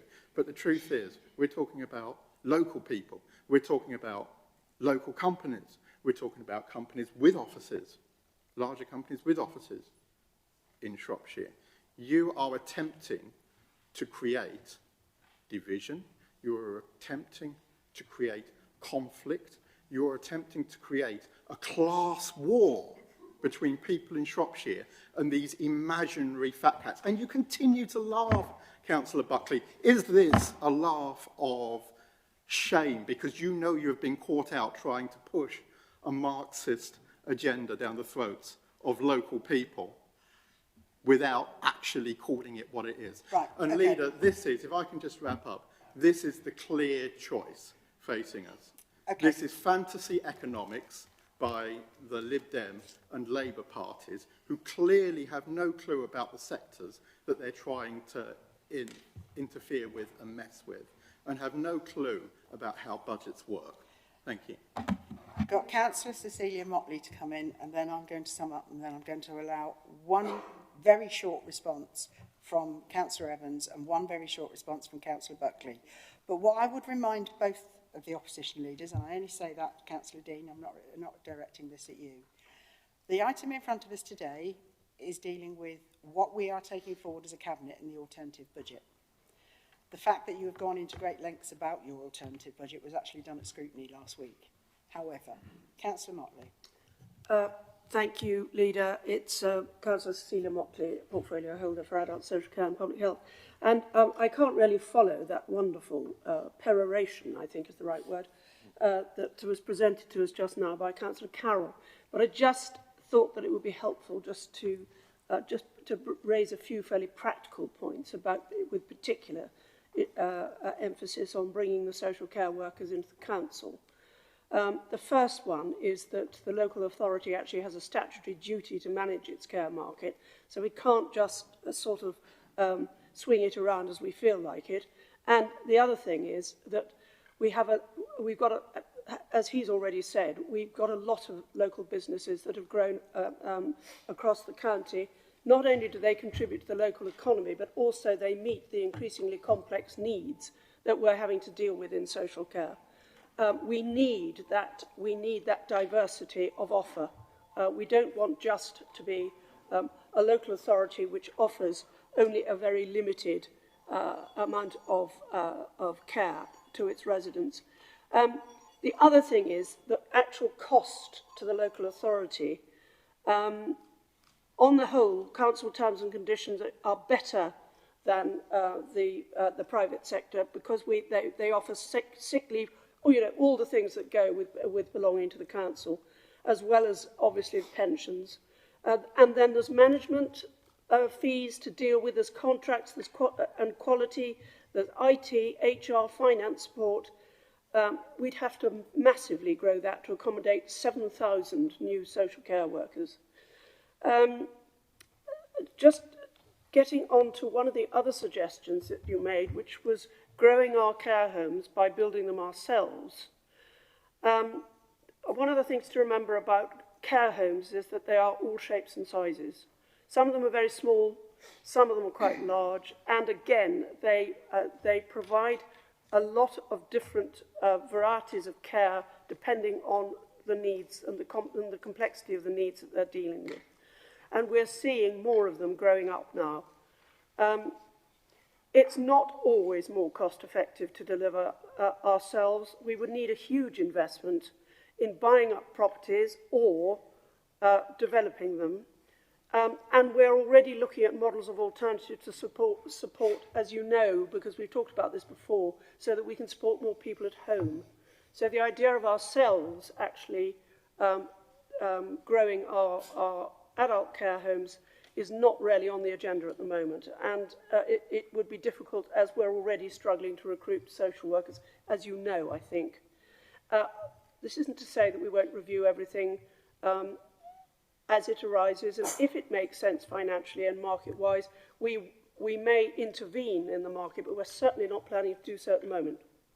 So just to kind of put down a few facts from everyday life. Okay, thank you, Councillor Motley. So Councillor Evans, Councillor Buckley, both very short, please, and then bring Councillor Butler back in to respond. Councillor Evans. Thank you, Councillor Picton, Chairman. Pick up Councillor Morris's comments about potholes. I wonder if he bothered to listen to the Radio Shropshire this morning and the interview with Councillor Kidd and the pothole there, and he still takes the view that he said. Really? Really? And then picking up the comment about the Conservative budget and endorsement. Councillor Carroll, you attended a meeting yesterday for 3 hours, which went through the budget, which is examining it. Cross-party, it's looking at the budget. So to say now your Conservative budget is now endorsed, no, it flipping well isn't. And you know that very well because you're spending time, and I've chaired a committee for about 11 hours so far, looking at the budget, trying to understand what is in it, to see where the good things are and whether we can make suggestions for some improvement to it. So whether I endorse the Conservative budget or not, you'll find out in February, and maybe when the report comes back to the Cabinet. So please don't start making flying kites like that. Thank you, Chairman. I still say, Councillor Evans, if you accept the monies that were in that budget that were put forward by the Conservatives, you accepted it. Councillor Buckley, very short, please. Very short, yes. Nobody can nationalise everything. We're talking about Shropshire. I'm not a Marxist. I'm leader of the Labour group. I really appreciate Celia Motley's comments because she pointed out the benefits of working for a local authority. That, with the additional pay increase, are the aspects which will increase the recruitment. Celia Motley also pointed out that one of our proposals is to take our capital surplus and to invest it into additional care homes to bring down revenue spend. At the moment, that is an external cost. We're at the whim of the market. I refute by building that, our own Buckley. homes. Councillor Motley did not say that. You pointed out that was our proposal. That you pointed out that was our proposal, which Dean Carroll couldn't find. That would bring a control to the cost. At the moment, it's one of the highest costs of this council, which cannot be controlled because we are at the whim of the market. And finally, if I may, the 7,000 care workers do not work full-time. As if any of you know care workers, they work part-time and flexibly, which would still be available through the council. But nobody's talking about closing down the private market. There are many people beyond the council. There are many residents who pay for their own care beyond the council. You can't they can quite happily coexist in a mixed economy. Councillor Buckley, you can't talk about a mixed economy when you've basically said about bringing the whole of our care market into the council. For the council, yes.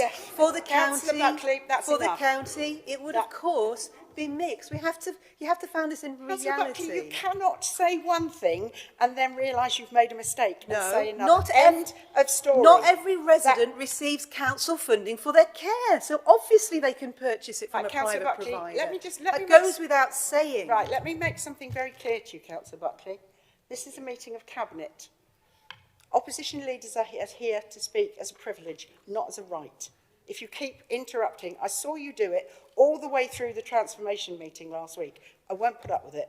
Councillor Evans and Councillor Dean, don't do that. Please, wind your neck in. Thank you. Right. Councillor Buckley, whatever your name is.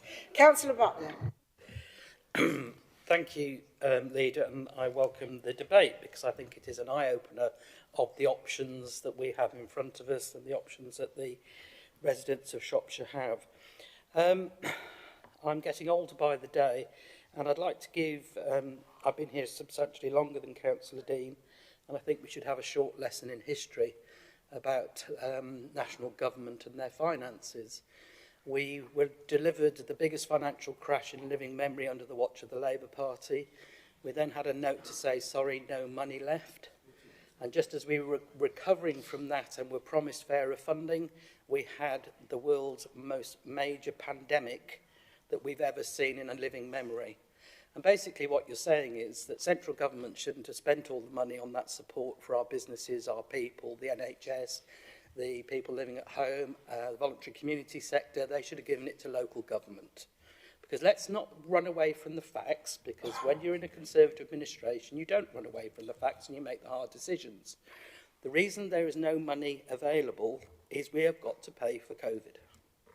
Short and simple, and that is what we're doing, and we have to live within our means. And that's the first statement I'd like to make. Moving forward, Dan's question about have they failed in the task? Well, I think we'll see on the 29th of February that we will be bringing forward a total balanced budget and a way forward for the future, which obviously the other parties have failed to do, Dan. So it doesn't give me much confidence. I take Councillor Evans' point that he'll be running this authority in May 25. That being the case, I really feel for the residents of Shropshire.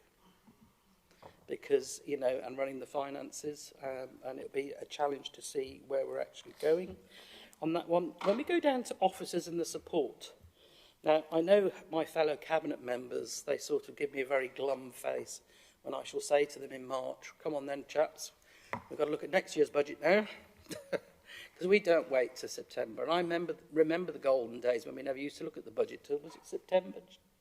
Usually, when we didn't have to. We don't stop looking at the budget. And it's an interesting one, Roger, because you say, oh, late responses just before Christmas. I think on a regular basis from the 1st of November, I would say to officers, not that they would disclose any information, I'd say, have you heard anything? No. Have you heard anything? No. But you'd had the budget book, you'd had the MTFS, you'd had the performance reports. All you had to do was read them, and it would tell you exactly where you were at and what was actually going on. In respect to the style of the report, Julia, it's exactly the same as last year, and we didn't have any complaints from last year. So we're continuing. If anybody wants the further details, the scrutiny report's there with all the appendixes. It's a public document. It's a stark choice, Leader. I've already said it in my, and I think there's a big dividing line between the Conservative administration and the alternatives for the residents of Shropshire. And I move the recommendations in 3.1, 3.2. Thank you. Thank you, Gwilym. I have a proposer in Gwilym. I'm happy to second. All those in favour? Thank you very much. That's carried. Moving on to item number 8, which is the Shrewsbury Movement and Public Realm Strategy. Councillor, it's a joint report actually. It's not Councillor Jones, it's Councillor Ian Nellins and Councillor Dan Morris, but I think Ian's going to lead off on it. So, Ian? Yeah, thank you. Councillor Ian Nellins, Deputy Leader and Shropshire Council's representative on the Shrewsbury Big Town Partnership. So the Shrewsbury Movement and Public Space Strategy. This strategy has been developed, as I said, with the Shrewsbury Big Town Partnership, which consists of Shrewsbury Town Council, the Business Improvement District, or the BID, independent members and Shropshire Council. The plan has been developed following the public feedback from the Big Town Master Plan Vision in 2021, where people said they wanted to change how we move and get around in Shrewsbury. The work has been undertaken by nationally renowned town and transport planners, PJA, who have spoken to community groups within Shrewsbury and external, with councillors and businesses over the past 18 months. It's a 10-year plan containing a wide range of ideas and proposals. Some could happen quickly, in line with other projects, such as Smithfield Riverside redevelopment, and with some of the levelling up funding. Some may take a lot longer, as it is a 10-year plan. The proposed plan contains a range of innovative ways to improve the town centre environment, such as the introduction of traffic loops to reduce the amount of traffic driving through the town centre, prioritising public transport with a two-way bus service corridor, making buses quicker and easier to use, incentivising the use of car parking on the edge of town centres and the use of an extended improved park and ride service, along with more public bus services, the creation of more public spaces, such as creating new town squares and improving the gateways to the town. So this proposal will ask for Cabinet to agree to a public consultation starting on Friday the 26th of January and running for 8 weeks. Residents, groups and businesses will be able to get involved in a range of ways centred around a website, which is www.shrewsburymoves.com, where they will be able to walk through the proposals, watch an informative animation and give their feedback. There will be consultation space in St Mary's Church in Shrewsbury, where people can see the proposals on a range of large display boards and quickly provide their thoughts. We're also planning to hold drop-in events at St Mary's Church, so people can meet the Shrewsbury Big Town Plan Partnership members and the PJA team to discuss their proposals in more depth. There will also be images on wayfinding columns around the town centre, which will form a town trail showing how certain parts of the town could change. It's ambitious, it's exciting, and some of the proposals might be surprising, but I would urge everyone to take the time to consider them and how they would impact the town centre. As is made clear throughout the strategy, we're not talking about closing roads to traffic. It's about considering a different approach to the way people travel in and around Shrewsbury. We've seen the success of the low traffic trial, where traffic is restricted from the town centre on Saturdays and Sundays, enabling a pavement culture, cafe culture to flourish. We also appreciate that people will still need to drive into town, and businesses will always need to receive deliveries and other service and access, and the strategy suggests a way of doing that differently in the future. Shrewsbury is already a wonderful place to live, visit and work in. This strategy presents some really interesting ways of making it even better now and in the future, and I move recommendations of paragraphs 3.1 and 3.2. Thank you. Thank you, Councillor Lennis. Do I have a seconder for that? Councillor Morris, thank you very much. Councillor Evans. Councillor Hurst-Knight. Thank you, Chairman. It is ambitious. I note it's a 10-year strategy, and it's also subject to further detailed surveys, assessments and traffic modelling and availability of funding. It shows to me how good the town could be. We do need to move forward and become that attractive town everyone wishes to visit, both Shropshire residents and visitors from further afield. Have the group got it right? I do note the vision which appears in it, and I'll read the vision out so that it's there and everybody around is where I'm coming from, and I hope everybody else is. Traffic in the town centre is very light and slow moving.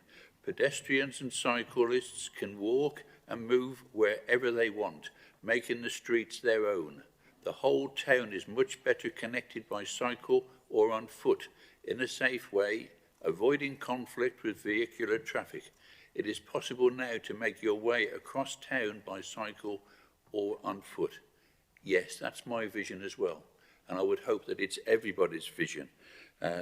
Is this the way to deliver it? I'm not sure. I've got one or two reservations, but it's a positive way forward, and I do wait to see the result of the consultation. And I hope that I am involved with delivering this, because this is what Shrewsbury does need to be like in years to come. Thank you. Thank you, Councillor Evans. Councillor Hurst-Knight, then Councillor Chris Schofield. Thank you, Councillor Kirsty Hurst-Knight, portfolio holder for children and education. So probably a clue on what I'm going to ask you, Councillor Ellings. What arrangements are in place to capture the views of our younger residents, and can we assure this is going to happen? Thank you. Thank you. Councillor Chris Schofield. Thank you, Leader. Councillor Chris Schofield, portfolio holder for planning and regulatory services. I'd like to ask, will there be any provisions for disabled to access town centre? Thank you. Councillor Julian Dean and Councillor Mark Jones. Thank you very much. I welcome this report. I think it's a really terrific, exciting piece of work, and I think it's based absolutely on the principles which have already been consulted on, if you like, in terms of the work that's been done previously with the Big Town Plan, and I do think it meets the challenge of the vision that many people in town have already expressed in terms of wanting something which is more inclusive, more accessible, less congested. So in those terms, I think it's fantastic. A couple of comments. I mean, the first is I just want to draw attention to page 29 of the actual document, and to make the point that there's there's been some really useful thinking here in terms of the social inclusion aspects of this, and in particular, there's a real attempt to open up the north of Shrewsbury to the town in terms of active travel and beginning to encourage. We know that car ownership in the north of Shrewsbury is less than elsewhere, and at the moment we don't have good active travel routes to the north of Shrewsbury. So I think that's a really important part of winning over as many people in Shrewsbury and beyond to this vision as possible. I think that's got its own pages. Is really, really welcome. I will express first of all in terms of the consultation, which is what's being launched here. I really do hope that the consultation is exciting and available, and absolutely available to young people as well. And I noticed that there are sort of some actual sort of real-time events, rather than just virtual events. And I think that's really useful. When we consulted in Port Hill around the livable neighbourhoods, which resulted in a huge change actually to that particular project, we did walkabouts, and they were challenging, but they were really, really useful. And so I would definitely recommend that we try and look for some opportunities to give people a chance to meet with councillors and officers, and to walk around and to look at some of the undoubted challenges which we have because of the geography of the town in making it more, moving it in the direction that we want to move it.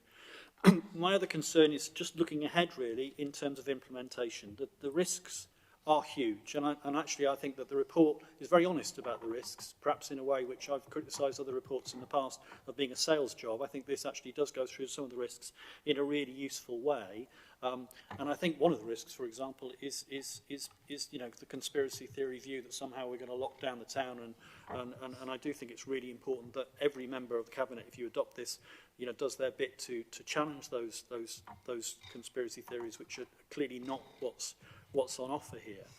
I think the other challenge is to make sure that there is really clear, joined-up thinking and flexible thinking as we go forward. We've got a local cycling, walking infrastructure policy. We've got LTP4. We've got LUF funding for a specific scheme around the station. We've got the various little bits in the west of the town in my area included of active travel interventions, which are a little bit stuck in the mud. All of those things need to be talking to each other if we're going to convince residents that we are serious about moving with them towards a better vision for travel around the town. And I think somehow we need to find a way of making that as transparent and open to people as possible. The benefits are huge. The benefits are not just around decarbonisation, they're around public health, they're around the economy, and one of the exciting aspects of all this, of course, is that the bid is on board as well. So we have a hugely wide spectrum of viewpoints and interests who currently are signed up to this or a version of this. And we need to keep saying that this is flexible, but it may well change. So the final thing is just in those terms that I think it's really important that as we move ahead, that we trial things, that we try them out, and that we're prepared to change them. And also that we recognise that a lot of this is, there are sticks, but there are also carrots. But some of the carrots are not there yet. And therefore, we have to be really serious about continuing to push for much, much more funding for public transport, because that will be the key intervention which will make this realisable and welcome to people if we can provide really decent public transport, cheap, possibly even free within the loop to realise this project as in the way that it's outlined. So I welcome the report and I really look forward to the consultation. Thank you. So Councillor Mark Jones and then Councillor Dan Morris. Councillor Mark Jones, Portfolio for Growth and Regeneration. I live in Ottersree, which we think is the centre of the universe, but it's slowly moving to Shrewsbury, I think. We used to go shopping to Chester if we wanted to go to something different, but Shrewsbury is now becoming a fantastic town. I'm led to believe, I don't know who's spreading the rumour, that it's got the biggest street with the most independence on it in the country. So it's a big thing to do. But we need to rev up the park and ride. And what excitement are you going to tell me, Mr. Nellens, about what we're going to do with that? That's really important, I think. And it'd be lovely if we had maybe a park and ride in the south to help those people who want to get to the pool as well, Julia. So we're on it. Councillor Jones. Councillor Morris. Thank you. Dan Morris, Cabinet Member for Highways and Infrastructure. Really do welcome this report, having come relatively later in the day to it from August last year, It's a really good cross-party, cross-interest group effort. Talks a lot about unnecessary traffic being removed from the town, which I'm sure everyone supports, and although some certain things aren't mentioned in this report, I'm sure when they are built, they will certainly enhance what we're trying to achieve within the movement strategy. I'd also like to say, for the first time in a while, I agree with absolutely everything that Councillor Dean said. It's a very, very good summary of what we want to achieve out of this. Try and test and have a go and make some mistakes and come back and do things better. I think it was a very, very good summary of what the report is all about. Thank you. Thank you, Councillor Morris. One comment from me. I think it is really important what Councillor Dean said about conspiracy theories. I've also already seen a couple of comments on Facebook and Twitter about, you know, anti-car, 15-minute cities or whatever they're called. You know, this is cross-party, and it has come about because we all want to see Shrewsbury thrive and work in a way that is much more pleasant than it currently can be. When, you know, if you've ever been stood on the bottom of Pride Hill when a large diesel bus grinds past you, practically taking the back of your head off with a wing mirror, it's that sort of thing that we want to take out, and that unnecessary traffic is so important. Councillor Nellins. Yeah, thank you very much, everybody. As with the Shropshire Plan, this does fit with the healthy people, healthy environment and healthy economy. So there's a lot of positives within that already. Thanks for the comments. Julian, your comment about the north and the active travel route, that's one of the first implementations which with the level up funding. There's a little bit of work technically to be done on that, but I think that is a really good, promising piece. Kirsty, the young residents, we learnt when we done the Riverside development that the younger people don't tend to get involved. So we pushed the team out to go to the college to actually speak to them. The intention is to do that again, but I'd also appreciate your support when it comes to school children, because it's the young people who are going to see the benefit of this more than some of us. It is a 10-year plan, and this is the shaping of Shrewsbury for a long time to come. So thank you.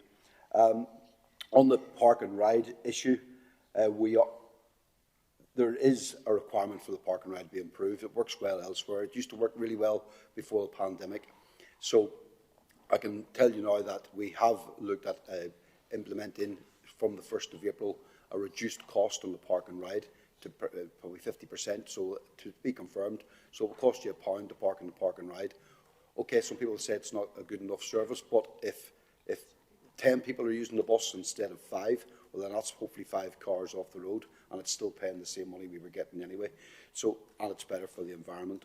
So incentivising people to use the park and ride. Short term, that's some of the short term fixes. We're already in negotiations with the service provider in order to increase the frequency of the park and ride service to make it better, and to increase the length of time it's opened as well. So there's still work to be done on that, but that will help, and let's say over a longer period, the implementation of a new park and ride at Bowbrook, which will, and improvements to the other park and ride, existing park and ride sites, will all be part of that longer term plan. And that should encourage people, particularly those who are working in the town centre, to have a cheap mechanism of or an alternative way of parking if they so choose to do so. Disabled access, of course, that has to be a priority. And again, tied in with park and ride, disabled access, all the park and ride buses have disabled access as well. There's disabled parking at the park and ride sites. And when we do have the cross-town bus service, it'll probably be easier to park and ride and get disabled access. But of course, disabled access will be there because we've got to treat everybody. As I said earlier, groups such as PGA have discussed this with numerous groups, including elderly, disabled groups, young groups as well. So they have a good cross-section. So just re-emphasise that this is not a finalised plan. It's proposed plans. It's after consultation. There'll be somebody out there who's going to come out with a real gem that hasn't been thought about, and that's what we want to implement. But ultimately, it's a healthy economy, healthy environment, healthy people, and thank you for all those comments. Thank you, Councillor Owens. So we have a proposer, we have a seconder. All those in favour? Excellent. Well done. Cabinet, if it's all right with you, I'm going to take item 9, and then I'm going to push on for items 12 and 13, which is the Whitchurch Civic Centre and the Cambrian Railway. I'm going to bring those forward if that's all right with everybody, because I'm aware that there's a number of people in the room who are here specifically for one of those items. So if we can move on now to item number 9, which is Parking Tower Operations and Development. Excuse me, Councillor Dan Morris. Thank you, Leader. When on a rainy day in Cornwall, the Leader phoned me and said, would you be interested in looking after the highways and infrastructure brief? It's fair to say that if the Leader had added at the top of the list increased parking charges in the county, it's possible that I may have reconsidered. I don't feel particularly very popular today, but I would ask that everyone, people in politics, people, you know, interested groups in and around the town, businesses, shop owners, I would ask that the report is perhaps seen in the context of the extra money that the council has to raise in 24-25, following hot on the heels of the 45 million, which we will probably achieve at the end of this financial year. None of us, no, 74 of us in the council go into politics to increase costs and make things more expensive. But the increase in the parking charges, I believe, are necessary. They will deliver forecast to deliver £1.7 million worth to be added back into the parking budget. The changes aim to encourage people to change car and parking behaviour. They aim to raise additional income for spending on the maintenance of car parks and potentially increase the human resource that we have in the team of that parking team. And they're there to help redistribute vehicles by encouraging motorists to park outside of the loop or use the park and ride or other bus services.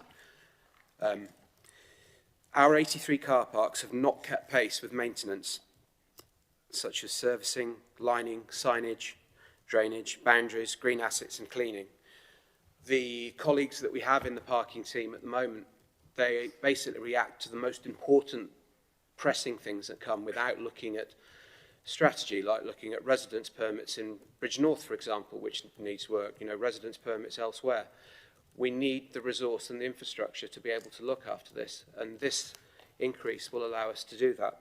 As I've said before, I haven't come into politics to increase charges, none of us have, but unfortunately it's a necessary piece in the budgetary jigsaw, and we do have mitigation measures in place to ease the transition. I move the recommendations 3.1 to 3.11. Thank you. Do I have a seconder for that proposal? Councillor Ian Nellens, I'll second. Okay, thank you. Just one point from me. One of the things I wasn't aware of, Councillor Morris, until, in fact, to my shame yesterday, was that actually we now have digital season tickets where you can actually purchase parking at obviously at a reduced rate. I admit I wasn't aware of that, but I would urge people to look at that because that is a way of spreading those costs. Thank you. Thank you, Chairman. It's obviously that this is going to be part of the Cabinet's budget that will be taken to Council. So to ask me if I supported the budget earlier on today was a bit early, I think, when this is on the agenda. And it's obvious from what Councillor Morris has said, it's needed to balance the budget. Councillor Edmonds, can I stop you? It absolutely isn't there to balance the budget because any monies raised have to go into parking. We cannot use it as a budgetary saving, so it's not part of the budget saving. Just make that clear. I don't want you to get the wrong end of the stick there. Right. But there is money spent on other aspects to do with local transport, and this could actually replace some of that. And I actually see it raises 2.1 million. 1.7 was mentioned. That's after the extra costs that are incurred, and it's raising 2.1 million. 1.5 million of that is coming from the Shrewsbury parking areas. It is a lot of money in one go. Some of the increases, 67%, 40% increases. Really, I think today, this world, I haven't seen the budget that's coming forward because obviously it's a little bit different to where we are because there is work needed on the car parks and obviously the income from the car parks at present, surprisingly, isn't enough to pay for it. There's no, I would remind members, there's no park and ride after 6 o'clock. You're charging now under this, proposing to charge full prices until 8 p.m. That was tried a few years ago, and the consultation was so overwhelmingly against it that it got dropped. Yet here it is again, no park and ride after 6 o'clock, so anybody coming into Shrewsbury for an early meal or anything like this are going to start paying parking charges. If we've got a movement strategy and we want a vision for Shrewsbury, part of it is it's got to be economic, and really the businesses to have this come in on people visiting Shrewsbury, I think, is a little bit too much. Season ticket for Frankwell, for example, goes up to nearly £1,000. £1,000 season ticket to park in Frankwell.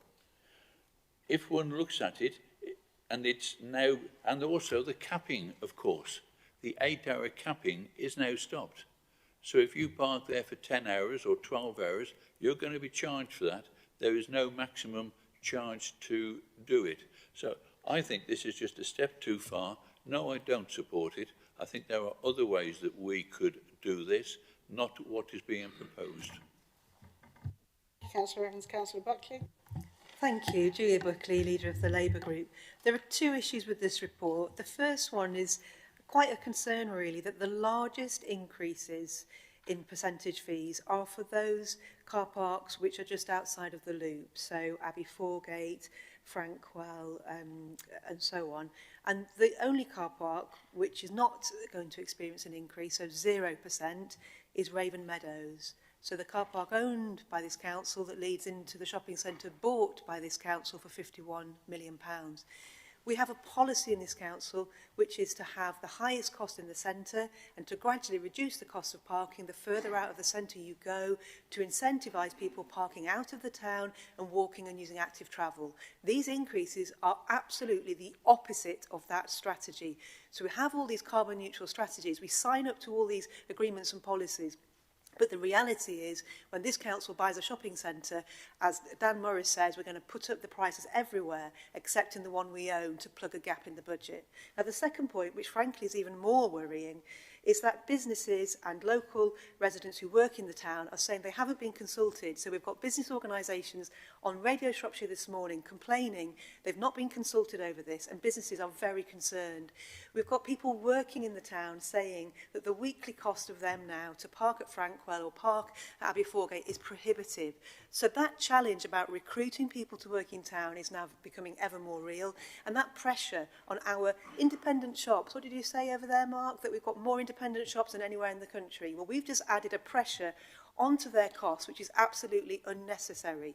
We should be charging the highest rate for the town centre car park, and we should be enabling commuters and workers and businesses to be able to flourish and thrive in our town. So this today is not even asking for a consultation. They're asking you to rush this through before having even spoken to businesses. My recommendation is that you defer this until you've had a chance to hear from businesses the impact this will have. Thank you, Councillor Buckley. It's not your recommendation to make. Anybody else? Okay. I have a proposer. I have a seconder. All those in favour? Thank you very much indeed. So I'm now going to move on to item number... hang on a second. Wrong thing. It's item number 12, which is Whitchurch Civic Centre. Councillor Dean Carroll.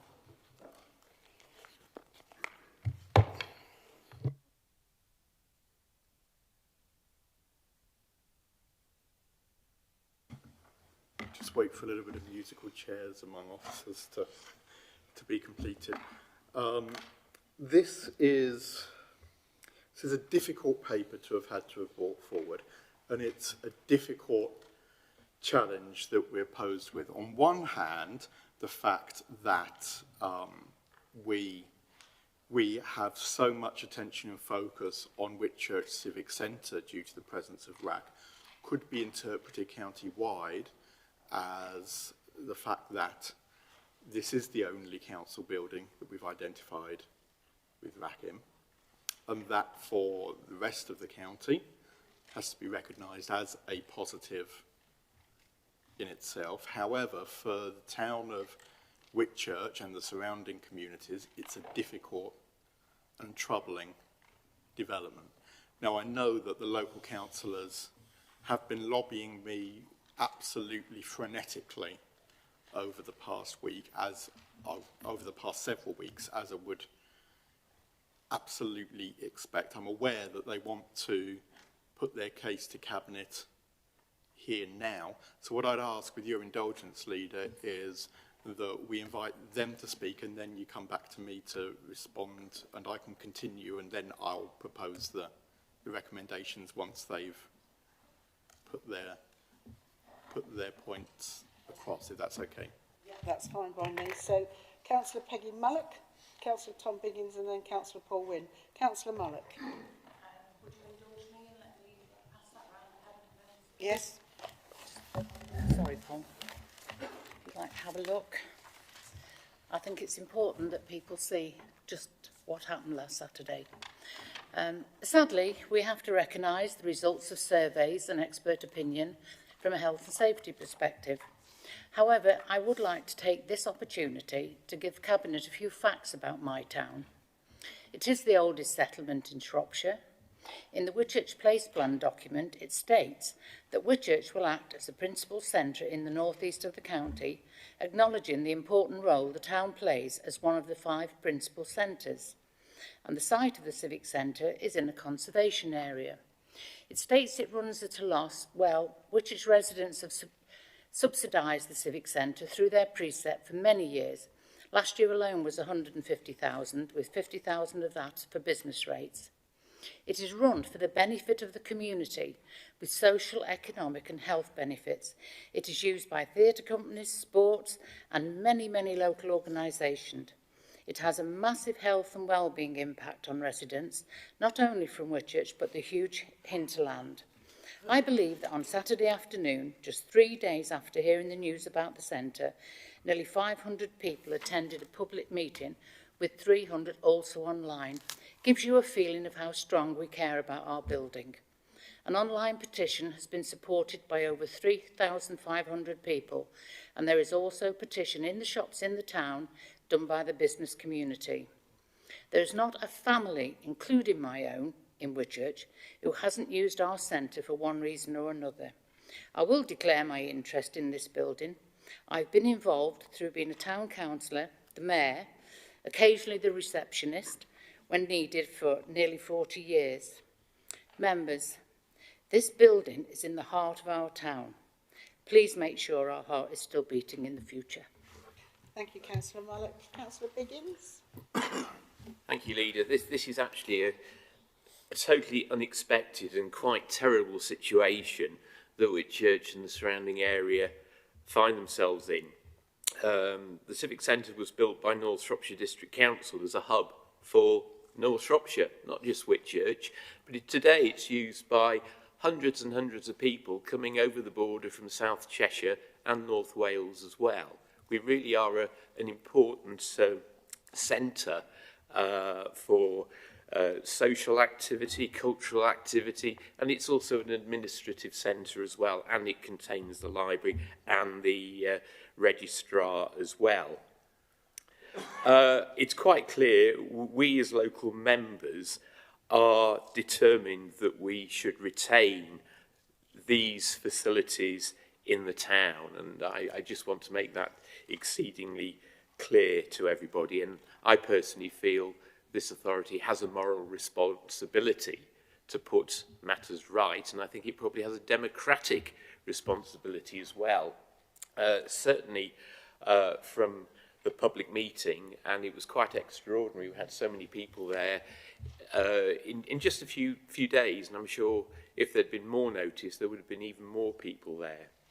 One of the things that came out of the meeting, and this again was very clear to us, and it was said quite forcefully, that local people were saying that there seemed to be a great rush to get today's decision through.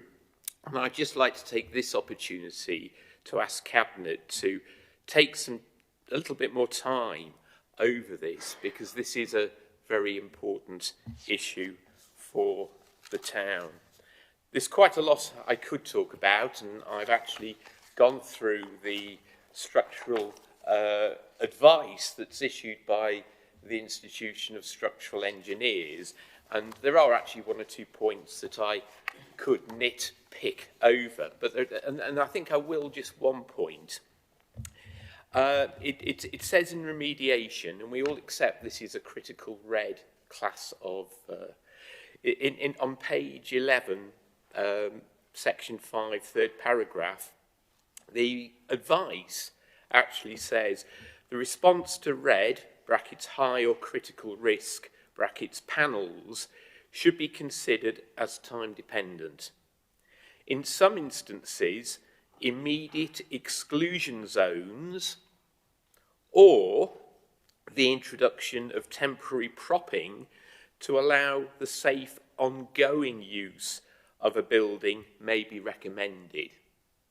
So we're talking about, if at all possible, even though it's in the critical zone, the place should be used. And that, one way of doing that is to prop it. You might actually close one or two rooms off. That's this business about exclusion zone.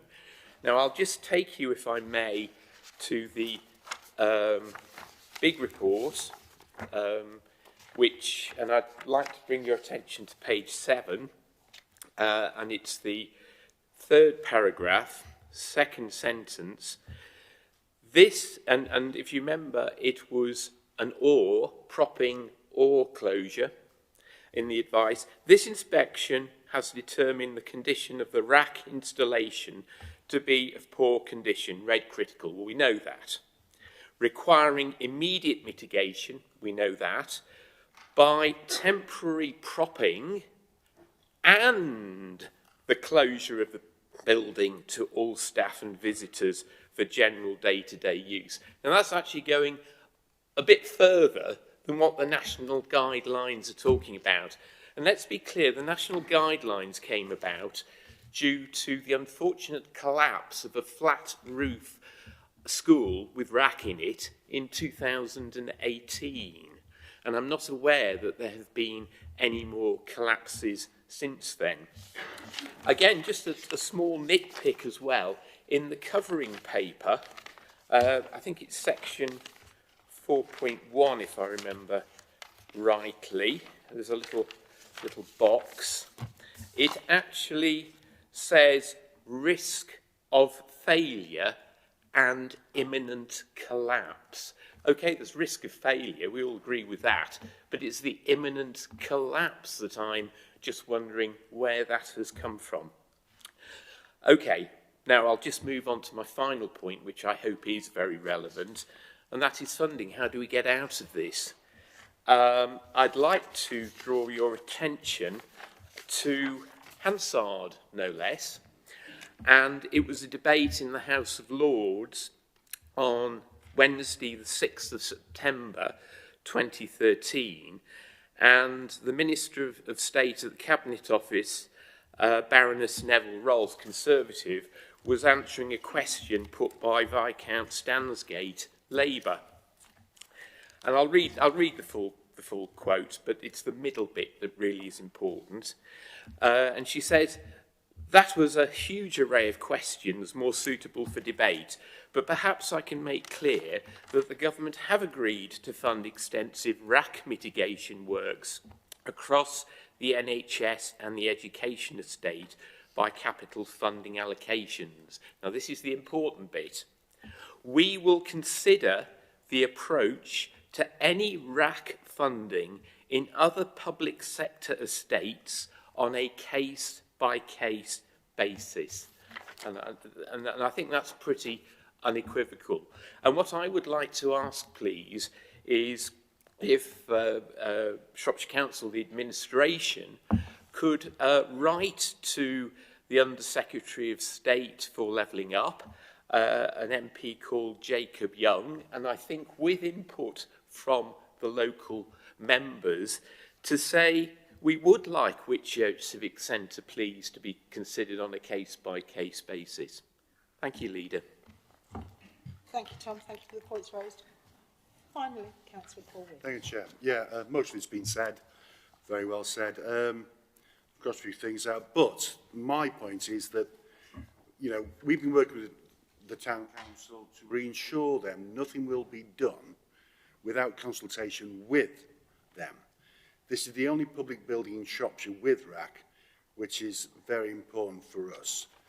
We want to reassure there will be no actions taken without consultation with the local councillors and Whitchurch Council and the residents of Whitchurch. There's a lot of work to be done and looked at, we know. Somehow we'll have to find the funding in these difficult times, SIL monies, levelling up monies, etc., etc. But I really emphasise we must work with the people of Whitchurch and Town Council to get the best outcome for Whitchurch and North Shropshire. Thank you. Thanks, Paul. Right, come back to Councillor Carroll. Okay, so there's a lot in there. If I can respond to some of the points raised and questions asked before I go on to the report itself.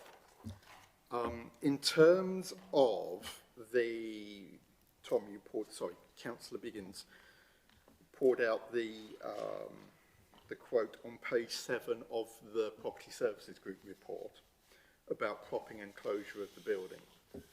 Now, what I'd ask you to bear in mind is that the Property Services report, the Property Services Group report, is, if you like, the front end report shared in public, because that's a report that's been done by internal colleagues within the council, and so the intellectual property of that remains Shropshire Council's.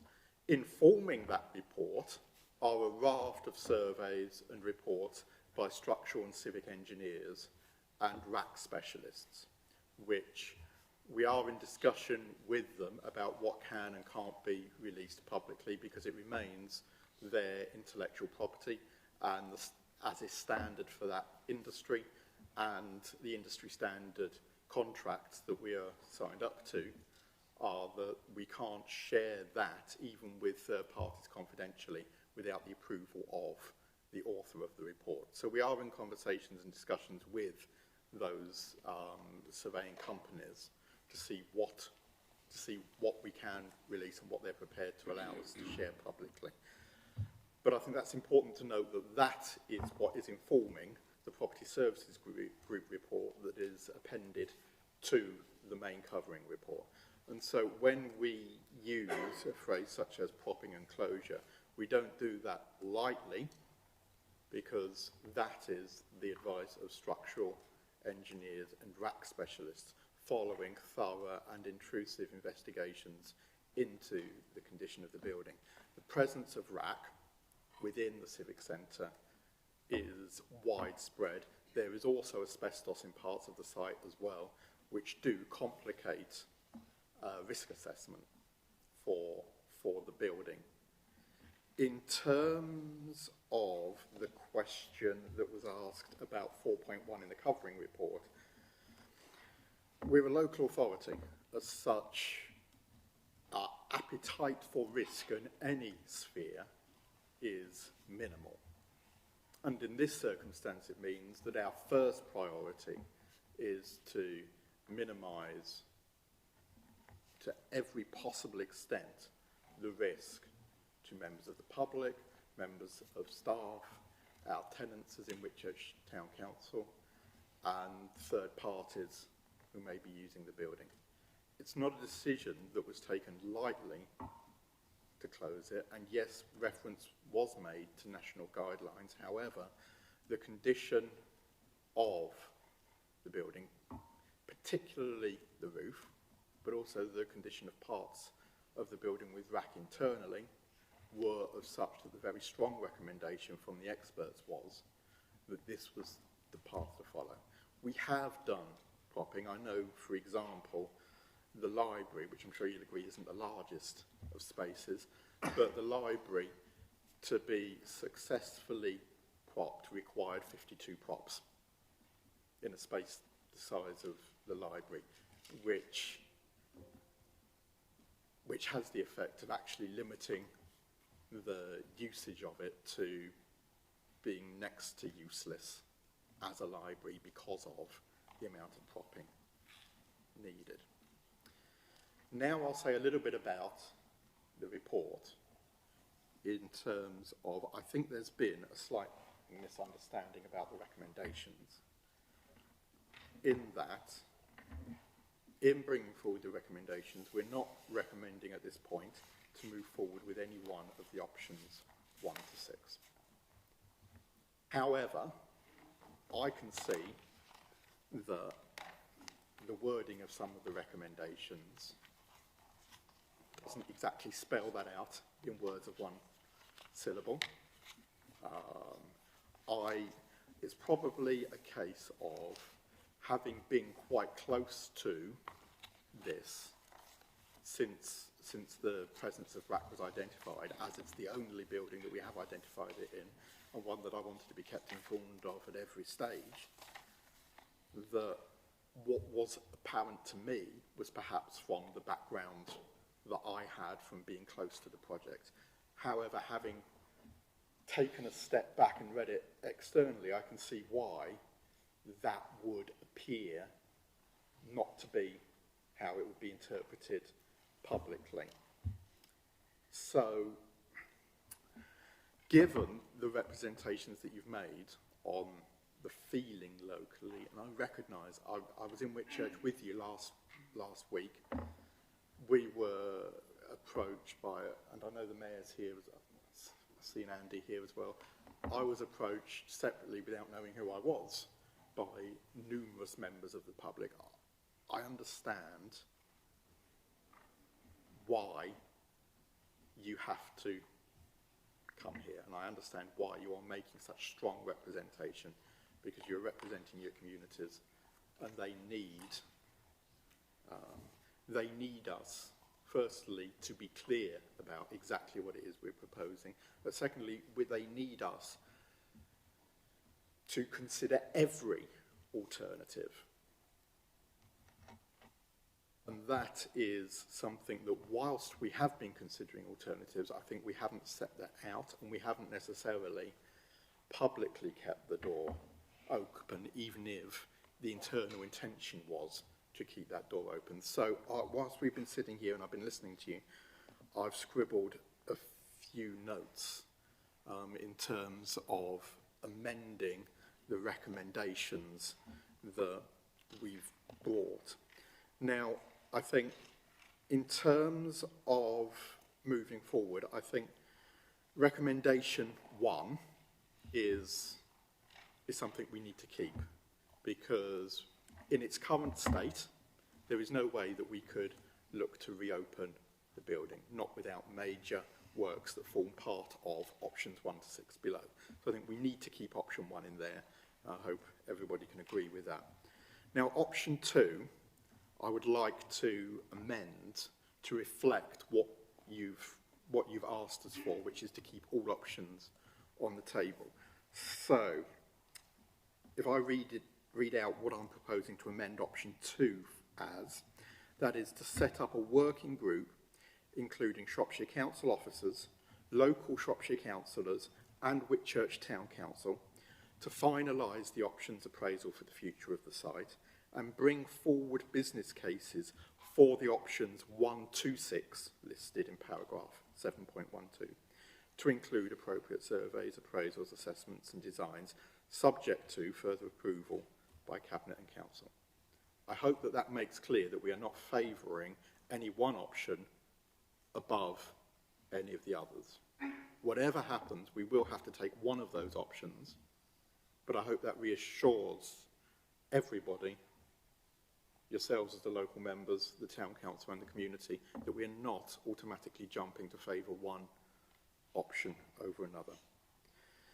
In light of that, I think we need to remove recommendation 3 as well, because to serve notice on the town council at this stage, I think would be tantamount to predetermining the outcome of that options appraisal. So I would remove recommendation 3 in its entirety from the report.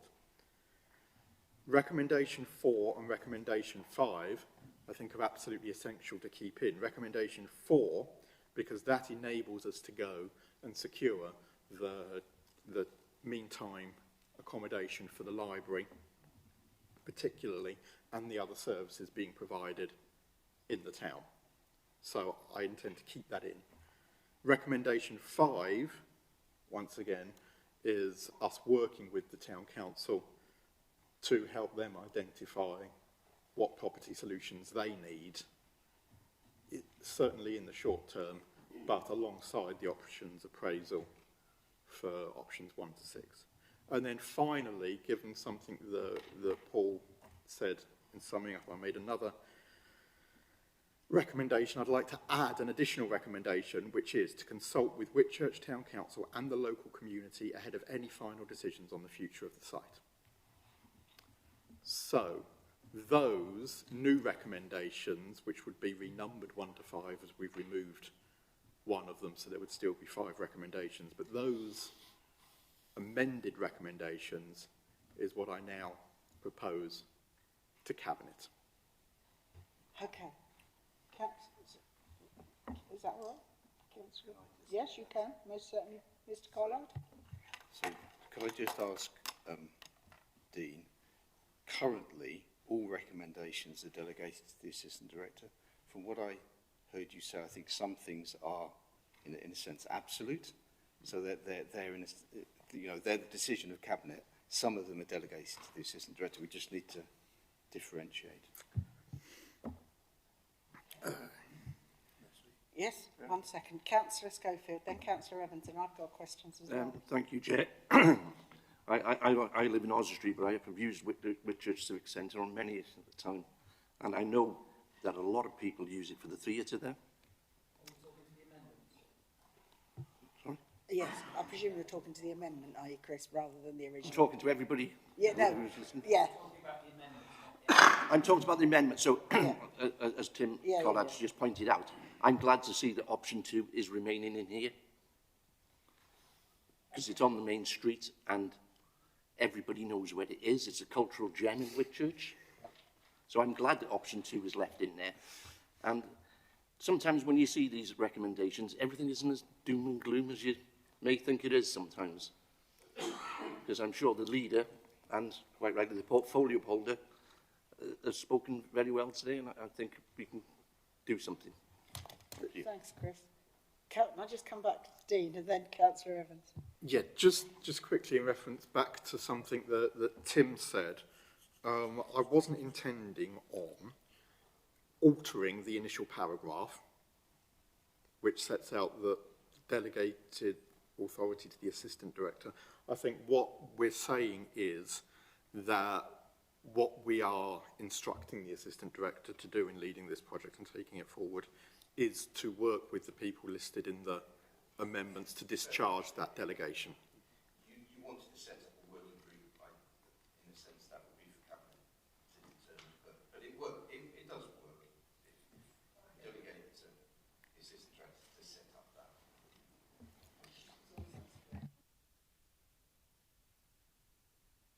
And then I'll ask me.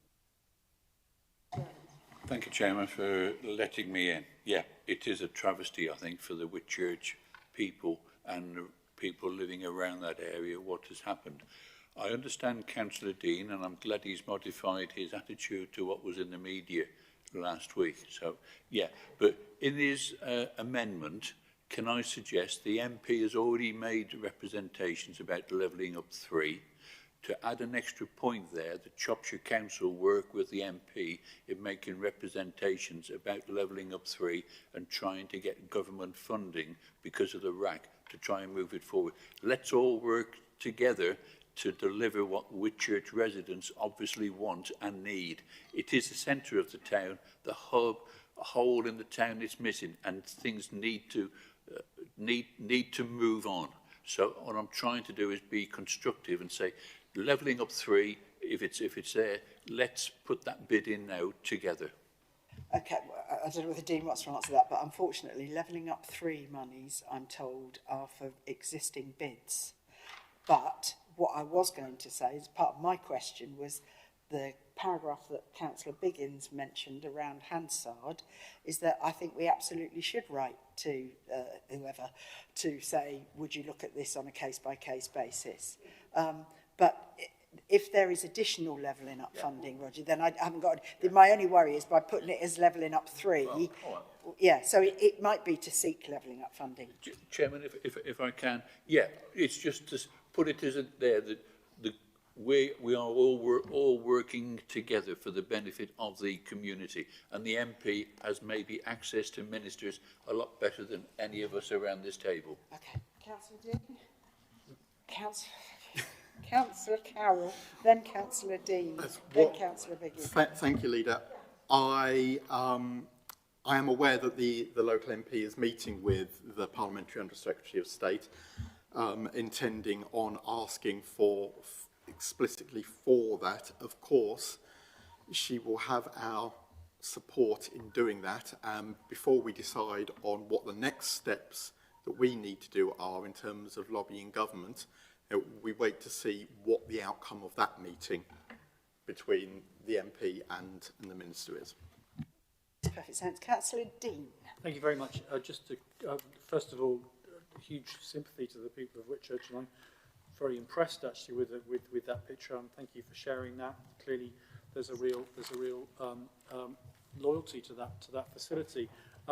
2 points. One is I'm going to support Councillor Carroll on one point, which is I do think we have to apply the precautionary principle to this building, and I think it's quite right that we are safe. I understand, you know, the attempt to search out ways of perhaps continuing to use it, but it seems to me that we do have to be overly cautious if necessary in a situation like this. Second is really just a question: are we looking at all the various opportunities?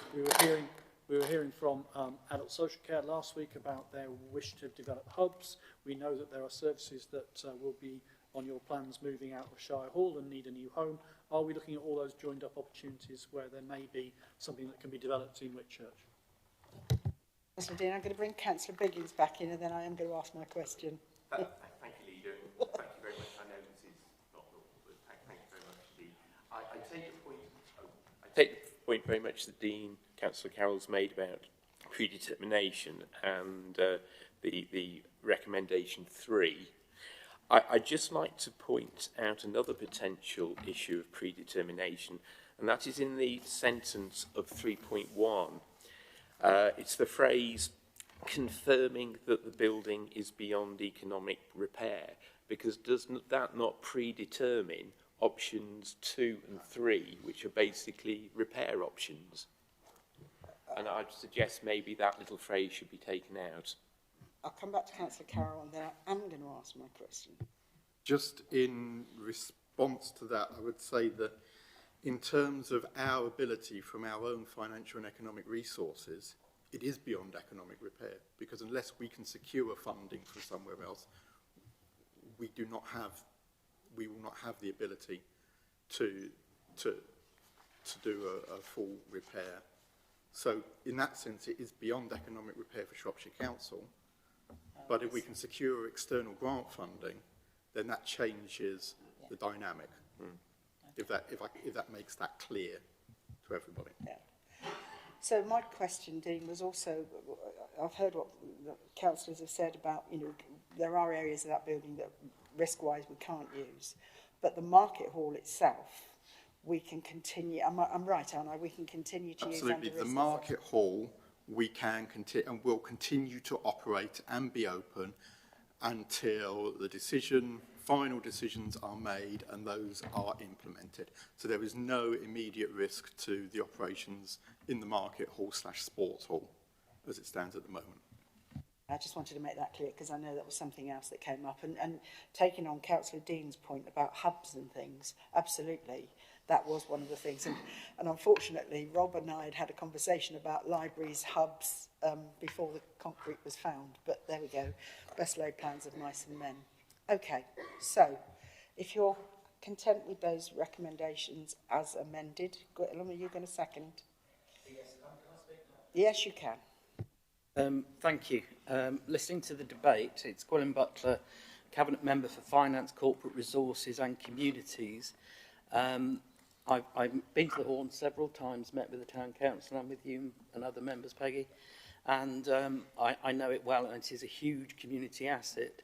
All I would say as Cabinet Member for Finance, I will be instructing officers today to put this onto our capital strategy at Shropshire Council, which will open the door for officers to look at alternative methods of funding throughout the country. So from whatever area. So that is basically saying, from a finance point of view, we might not be able to do it ourselves in the short term, but we're on the case and we are with you every 100% in providing a replacement once the community have decided what they want. Okay, thank you. Thank you, Gwilym. So I've got a proposer, I've got a seconder for the amendments this is. All those happy? Brilliant. Thank you very, very much indeed. Can I just say thank you, please, to everybody for taking notice of what we came to say. And can I say a special thank you to Mark Barrow for having the guts to come and be there last Saturday to answer everybody's questions. It was a hard afternoon, but well worth it. Thank you. Thank you. Thanks very much indeed. Okay, moving on to, very quickly, on to item number 13, Cambrian Railway Building, Oswestry. Councillor Dean Carroll. Thank you very much. This is very much a piece of good news. It has long been a cornerstone of regeneration efforts within Oswestry and particularly the Station Gateway quarter, that we restore the Cambrian building to its heyday. That was the reasoning behind us taking back total control of the building so that we could bring project forward. In that spirit, we are delighted to have been successful in securing 70% match funding from UK Shared Prosperity Funds to restore the externals of the building. That will then enable us from a very strong position to move forward and make final decisions in the future about restoring the internals and bringing the whole building back into use in cooperation with the Railways Trust. There are recommendations 3.1 to 3.6 in the report. I endorse them and recommend their approval to Cabinet. Thank you very much, Councillor Carroll. Do I have a seconder for that one? Councillor Chris Schofield, thank you very much. Great news for Oswestry. Thank you, portfolio holder. It's an iconic building, this, as you drive into one of the main thoroughfares into Oswestry. And with the range which Shropshire Council brought through there, it really is fantastic news. And I know the people of Oswestry will be welcoming this when the scaffolding is finally down. Thank you. Thank you. Yes, it'd be nice to see the scaffolding gone, wouldn't it? Okay. I have a proposer, I have a seconder. All those in favour? Thank you very much indeed. I'm going to go backwards to the next report on the agenda, which was the one I probably need to declare an interest in, actually. I'm joking, which is the healthier weight strategy. But actually, as Councillor Motley's not in the room, we'll shift it around a bit and we'll go for the Sports Village transformation next. Councillor Macy. Thank you, Leader. I wasn't sure I was next, so. Right, thank you, Leader. Having attended the turf cutting of the new leisure centre in Whitchurch, a £13.1 million investment to improve health and well-being for years to come, and the reopening of the main pool at the Quarry Centre following necessary remedial works, it's great pleasure to be bringing forward this transformative proposal for the Shrewsbury Sports Village on Sundawn Road. The report before us outlines a bold vision for a new fitness and pool facility, and I'm eager to share you the key aspects of the project. Firstly, let me address the pressing issues we face with current leisure facilities in Shrewsbury. The financial challenges, the absence of a competition standard pool, poor utilisation, and the imperative to meet carbon reduction targets and accessibility standards. This proposal addresses those concerns head-on, presenting a comprehensive plan for a modern and sustainable Shrewsbury Sports Village. The envisaged facility will include a 25-metre 8-lane pool suitable for county competitions, galas and general swimming. In addition, a 17 by 10 metre studio teaching pool, movable floor to cater to learners and various water sports. The proposal goes beyond pools, encompassing a range of features such as new reception area, lobby with a cafe overlooking the pool, children's soft play area, 130 station fitness suite, dance and cycle spin studios and more. and the multi-feature centre aims to attract a wider demographic, offering a modern and accessible space for all. The proposed timeline for this ambitious project estimates 3 years for completion, with financial considerations emphasising a mix of borrowing and alternative funding sources to ensure its sustainability. The financial model is designed to cover operating costs, contribute to the reduction of subsidies and generate budget savings. Crucially, the new facility aligns with our commitment to environmental responsibility, designed to be more energy efficient, meet sustainable building standards and contribute to our goal of being carbon neutral by 2030. Accessibility is also a priority, with features such as disabled parking, bus access and facilities for people with severe mobility issues. To ensure community engagement, we propose an 8-week public consultation. This will allow us to gauge public response, assess demand for health and fitness offerings and gather feedback on the mix.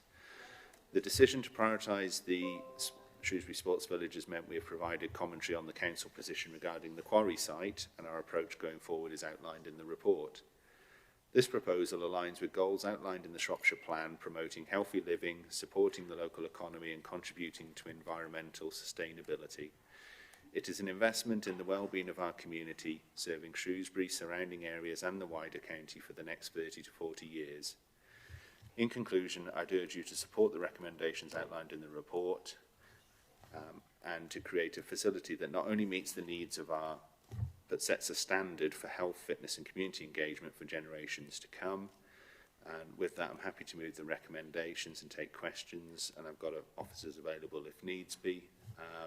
I would just like to do a thank you to Peter Gilbertson as well, who is leading on this and has done a lot of work on this, and it's been integral to it, so thank you.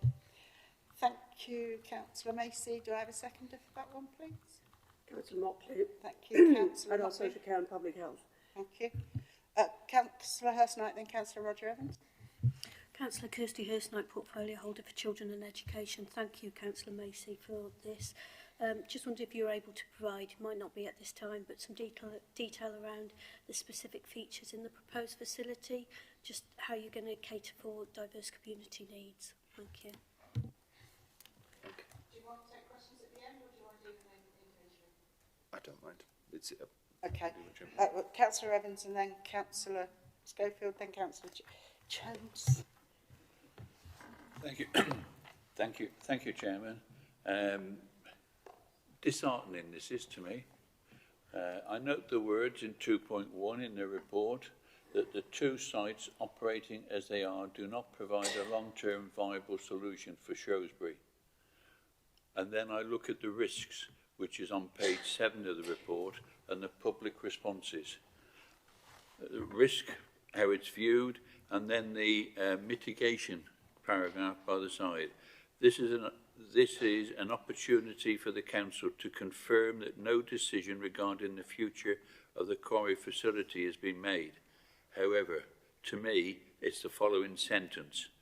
The council will look at the future options for the quarry site once the SSV project is sufficiently advanced.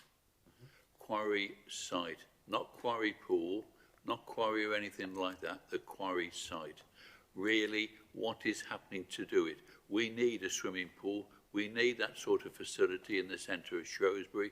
As I said earlier on today about the vision for Shrewsbury, it needs to be attractive. It needs to attract people in. Economics of the town want people in. It wants a big leisure centre there and all the facilities to go with it. I think to make this there and to put the size of pool that is required in or put forward in Sundawn, that is spelling the death knell of the quarry in the quarry swimming pool in the town. Councillor Evans. So I've got Councillor Schofield and then Councillor Jones and then me. I just want to ask, how does the proposed timeline align with the community's needs and what measures are in place to ensure the project stays on track during construction? Don't ask much. Thanks, Chris. Councillor Jones.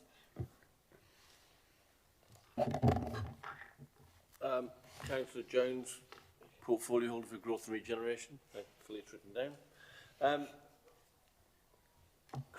Councillor Roger Evans has asked my first question. Secondly, Can you elaborate on the environmental sustainability of the new facilities and how does it contribute to our broader goals of reducing carbon footprint? And why is public consultation deemed necessary for development of a new health, fitness and swimming provision at Shrewsbury Sports Village? And what are the key aims of the consultation? Yep, well read. Thank you, Councillor Jones. Councillor Dean? Thank you. Just on that last point, very pleased to see the proposals in terms of its energy efficiency. There's been some interesting work done recently, hasn't there, around servers being used to heat swimming pools, and that they're being a very efficient way. I don't know if that's part of the possibility of Shropshire Council's computer IT hubs being located to warm the pool. But in general, my main concern is around the future. Of the quarry. We just heard from Whitchurch, didn't we, how attached people can be to civic facilities, and there is clearly a very high degree of attachment to the quarry as an iconic site for a swimming pool, both for the people of Shrewsbury, but also as a facility for tourists. And it's a prime spot for that. Sundorm will never be that sort of facility, whilst it can be clearly a very useful facility both for North Shropshire, both for North Shrewsbury and for the whole of Shropshire. And I get that part of the argument, but I do think that we need to retain a facility which is accessible for families and for morning swimmers in the town centre, and I think I agree with Councillor Evans that this feels somewhat like a death knell for that facility. Thank you, Councillor Dean. I suppose my points relate to that really. So 18 months ago, I suppose, perhaps a bit more now, we had the figures, and these were mentioned at a meeting. I believe we were discussing the capital strategy at the time. We had the figures for the 3 pools because we were looking at swimming in general in the county. And one of the things that we said right from the start was that the competition pool, because the research that we'd done and the conversations that we'd had, the competition pool needed to be not in the town centre. And that was because of access, because we were forever getting people commenting that when there was, even a small gala, because we can't hold proper ones at the quarry, the parking was a real issue. You can't get coaches to it, and as somebody mentioned to me on a number of occasions, when the river floods, you can't, it's really difficult to get to it full stop. So the intention always was that the competition pool with the ancillary facilities, because you need a warm-up facility, would be, and we looked at the situation and said, well, actually, the sports village would make sense. It serves a really good community up there, easy access from the north and really easy road access. What we could have done at that time, and even though I don't think I was the portfolio holder then, I think it was Councillor Motley, what we could have done at the time was to say, well, we'll stop there then, we'll close the quarry and we'll build the new pool at Shrewsbury Sports Village. But we all recognised, every single one of us recognised in Cabinet, how important that town centre facility was. So don't get hung up on the word site, Councillor Evans, because we have not made a decision. And that's, I'm really sad that this conversation has focused on what happens about the quarry, as opposed to what we're asking is, are these facilities the right facilities to be having at the sports village? Because that's what the consultation is going to be about. In the same way that we did Whitchurch. So we said, right, the priority was Whitchurch because they haven't got a pool at all now. So we did Whitchurch. We've got that over the line. We cut the first sod on Wednesday last week. Now we've moved on to the sports village. We will do exactly the same with the quarry facility. And I can't reiterate enough that nothing has been ruled in and nothing has been ruled out. Because the whole point at the time, and I think the figures are actually in the report, Rob, and please correct me if I'm wrong, but I think originally at the time we were talking around 7 million for Whitchurch. We were talking about 15, 16 million for the sports village, and the quarry, because of its iconic site, because of its iconic status and the difficulties of building in that facility, came out at 39. Now, though, at that time, we said, well, what if we looked at a slightly different facility for the quarry? And that's when, if you cast your minds back, we talked about having more of a leisure facility and everything else.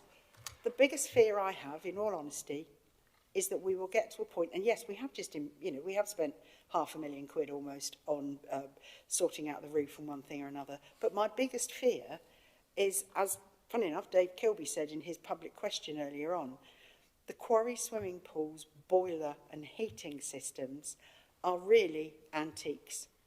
And my biggest fear out of all this is that Shrewsbury will be in a Whitchurch situation if we don't proceed with getting this sorted out.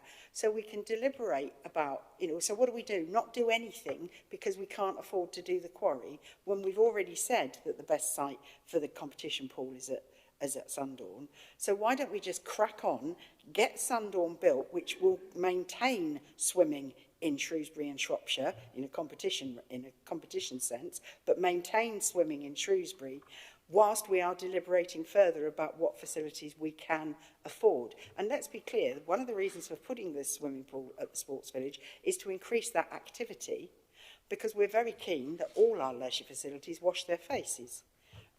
Another reason being why we're putting such an effort into making it energy efficient and as carbon neutral as we possibly can, because that's what's really expensive.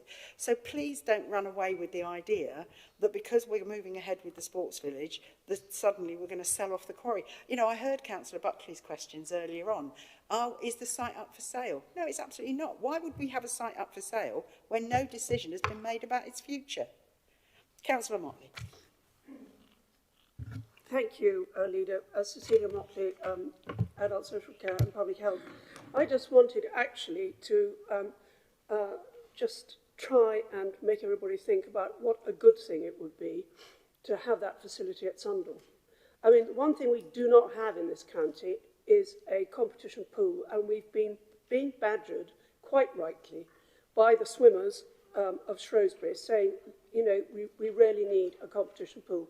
And when I was the portfolio holder, we were busy trying to look at all sorts of different configurations that we could come up with to ensure that we actually had the facility somewhere to put in a competition pool. And actually, the other thing is that at the moment, with the best will in the world, the Shrewsbury Sports Village is a little tired, and it's also slightly basic by today's standards, let us face it.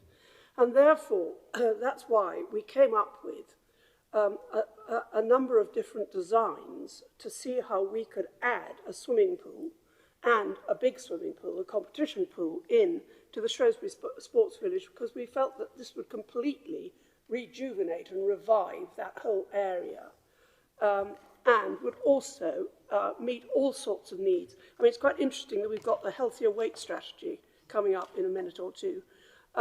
And, one of the absolute imperatives of getting a successful healthier weight strategy is to encourage people to take exercise. So, as a result, I mean, we're going to have really quite a fantastic facility here at Sundorne. And I think we should welcome that, I really do. We should welcome the fact that the Council is prepared to make that investment, but also acknowledge the fact that it will be of enormous benefit, not just to the area in which it's going to be, but also to schools further out that can just come straight in down the A49 and up there without having to crawl through the middle of Shrewsbury. And I really think that we've got to start being a little bit more positive about this now and actually welcome it. Thank you. Thank you, Councillor Motley. Finally, Councillor Morris.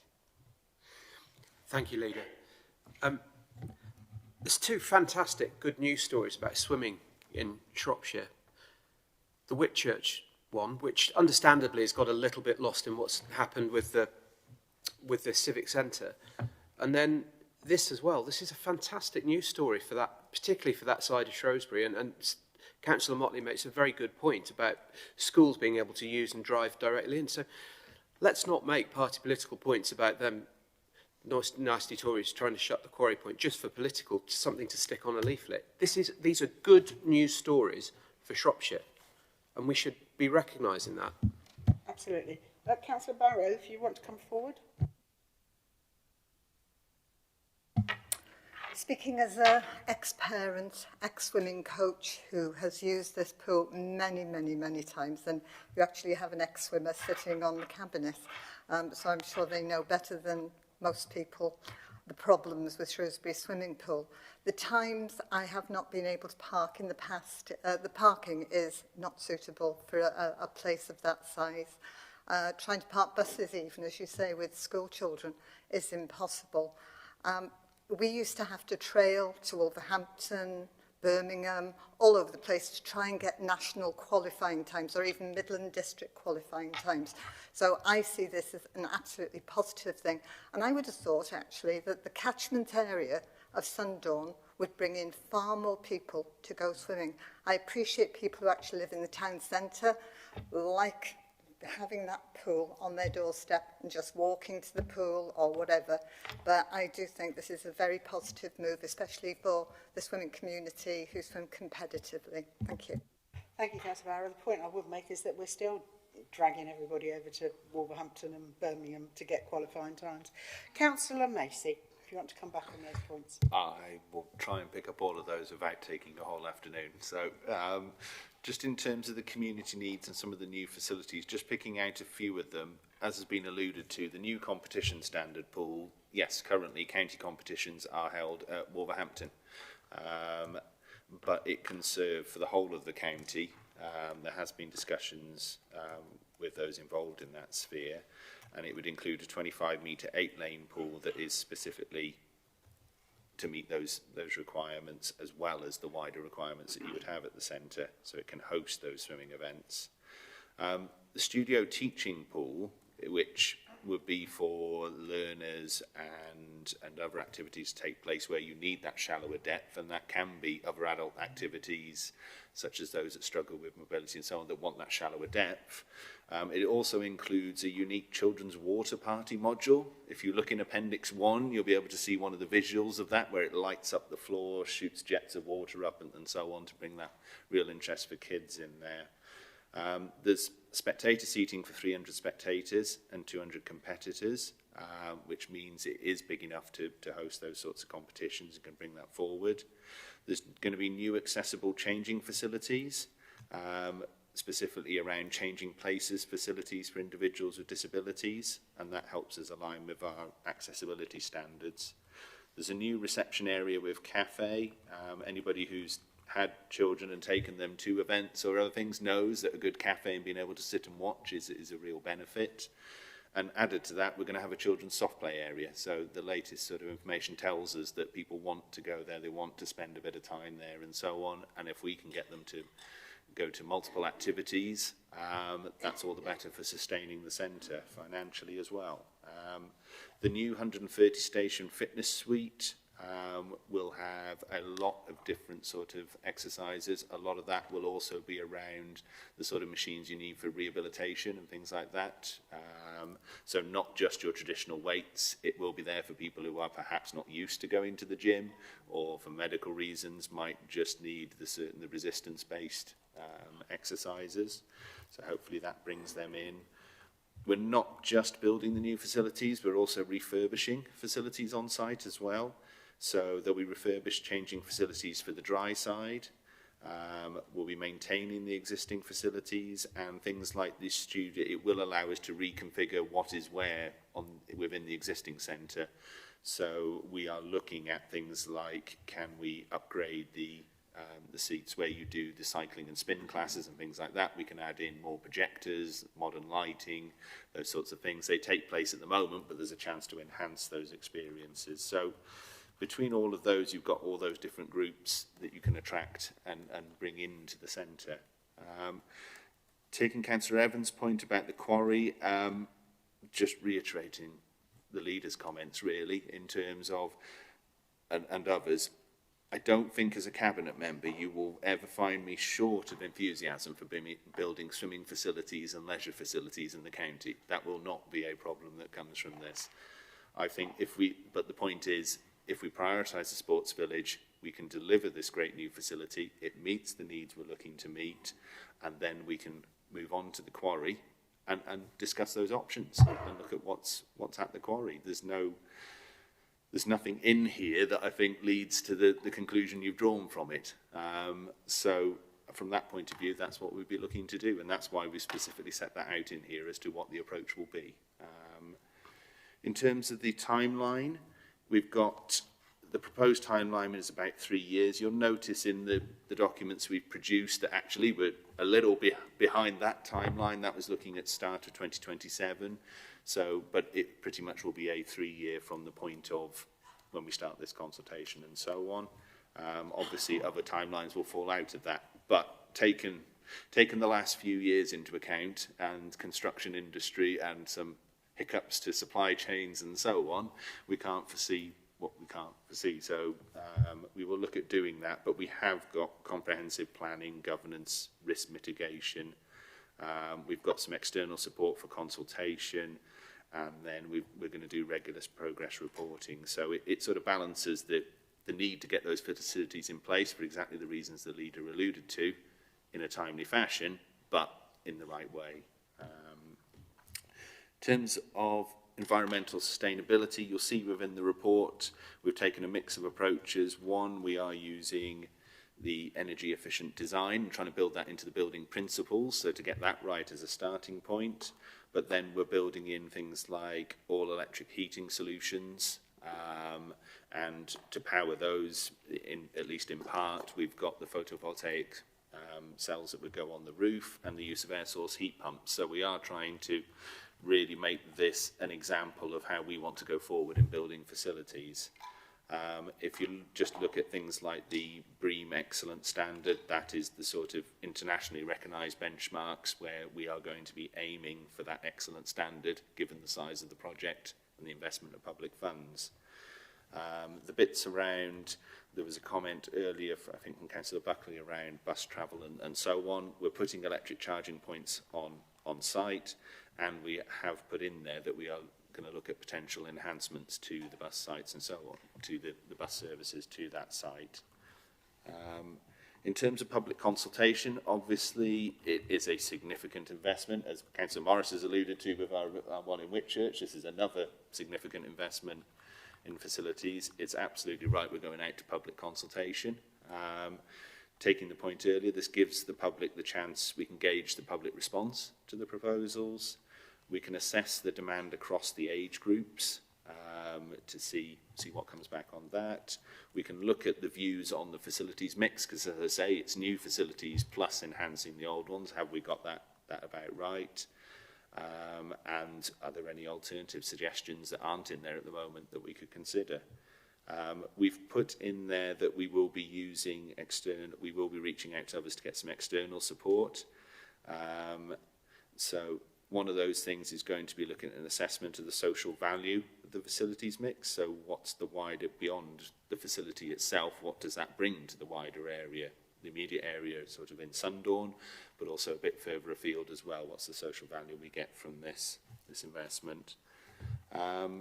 In terms of the ideas of the IT hubs running the pool, as you can imagine, as soon as I saw that news article when it was released, I immediately spoke to them. I happen to know a number of people who swim at the pool that it was installed at, and some of the ones that it turns out that I think some of the ones from Serco were actually involved with running that trial and so on. Having spoke to our IT, I'm not sure it's going to be the route we go, if I'm completely honest, but I think what we've proposed as the other means of heating and so on meet our objectives for what we're trying to achieve. So yes, I did look at it. I'm not sure it's something you're going to be seeing there.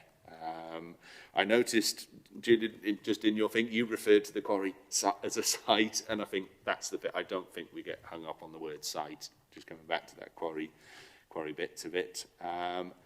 I suppose my thanks go, because there are a number of cabinet members sitting round the table who have picked this up and got it to this stage and dealt with the complexities of this, and I'm just really happy I'm able to bring it forward as an actual proposal that we can move forward with. And in terms of Councillor Morris, yes, we've got that enthusiasm that we've just got one in place. We're moving on to the next one, and then I would look forward to then we're moving on to the next conversation as well. So hopefully we can keep that momentum going. And yes, as Councillor Barrow mentions, that I have experienced those issues. As somebody who swims, teaches, has coached, competitively swims and so on, and now takes their little boy swimming to various family sessions, yes, I've got a wide spectrum of experiencing what's going on and what can work and what the frustrations can be. So from my point of view, I'm hoping that answers most of the questions, and as I say, I think it's just an exciting chance for us to do this, and I'm glad we've managed to avoid every pun, I think, during introducing this. Thank you very much indeed. I have a proposer, I have a seconder. All those in favour? Thank you very much indeed. Moving on to the last item, which is not in... I jokingly said I was going to declare an interest in it, but perhaps I need to stay in the room. Councillor Cecilia Motley, Healthier Weight Strategy. Thank you, Leader. Cecilia Motley at our Social Care and Public Health. Yes, I'm glad to be able to bring this to the Cabinet. And the report is seeking Cabinet approval for the Healthier Weight Strategy for Shropshire, which was recently endorsed by the Health and Wellbeing Board. Health and Wellbeing Board first saw it in June and has seen it again in November, as there was a consultation period in between. And we're going to send the report on to each of our NHS partners for their support and approval and encouragement to deliver their elements of the strategy and action plan. It is a very important one, this. It is a key priority for the Shropshire Plan and for the Health and Wellbeing strategy and the ICP strategy as well. So it really is a fairly critical one, this. One of the ambitions is to try and catch obesity before it happens, as it were, because Bernie Lee, who composed this report, one of our public health consultants, pointed out that once obesity sets in infancy, it's very, very hard to deal with. And it's the idea is to try and encourage as much knowledge of healthy eating and understanding of what constitutes good food as far as possible, as early as possible. And it's also quite important to be able to manage health and care demand through a preventative approach. And obviously all this plays very much into the healthy people priority of the Shropshire Plan.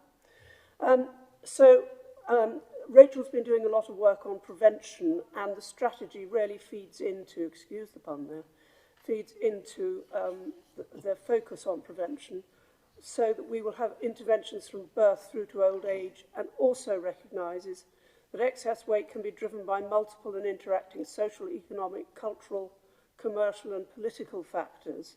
And I won't enumerate all those, but not least because most of those are already enumerated in the report. Everyone has a role to play, from those who are working to support breastfeeding to those who plan our transport system. And things like active travel are obviously a very important element of this. So we've had the 10-week period of public and stakeholder consultation. Sorry, I will confess that I'm actually reading this.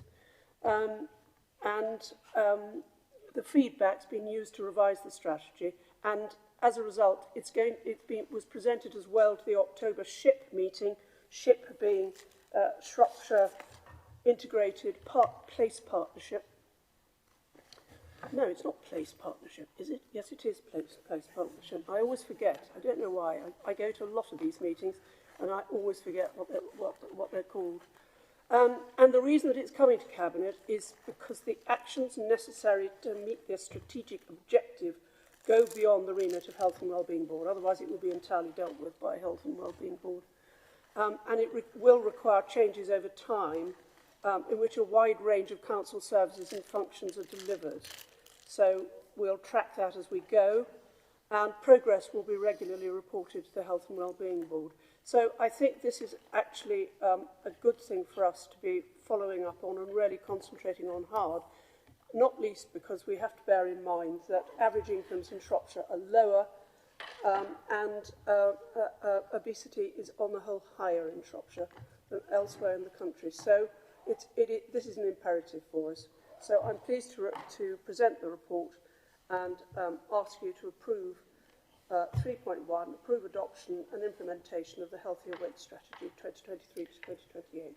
Thank you. And without a hint of irony, I'm actually going to second this because It is a really important report. We haven't got time for all the ins and outs of this, but the one thing I would say is please focus on the mental health side of this. Absolutely. Because it's as much mental health as it is physical health. Councillor Macy, you're going to mention the swimming pool and what a good addition that is. Well, I thought So swimming pools are a very good addition to maintaining your weight and so on. But no, mine was more on a practical point of this is one of the clearest strategies I've seen in terms of a document that people could actually pick up and organisations can integrate. It seems to hit that nice balance if it's got the information of why we're doing something, but it's quite clear in what you want to do and so on. And I think that's helpful. That's something that we're starting to see more through these, and I think that needs to continue because other organisations are not going to pick this up and see what everyone's trying to do if they can't find something that applies to them. So, I absolutely echo that. It is very well laid out. Okay, I have a proposer, I have a seconder. All those in favour? Thank you very much. That just leaves me to tell you that the next meeting is on Wednesday, the 21st of February 2024. I couldn't arrange brevity for our rep from Radio Shropshire, but I did arrange heating. Thank you very much, everybody.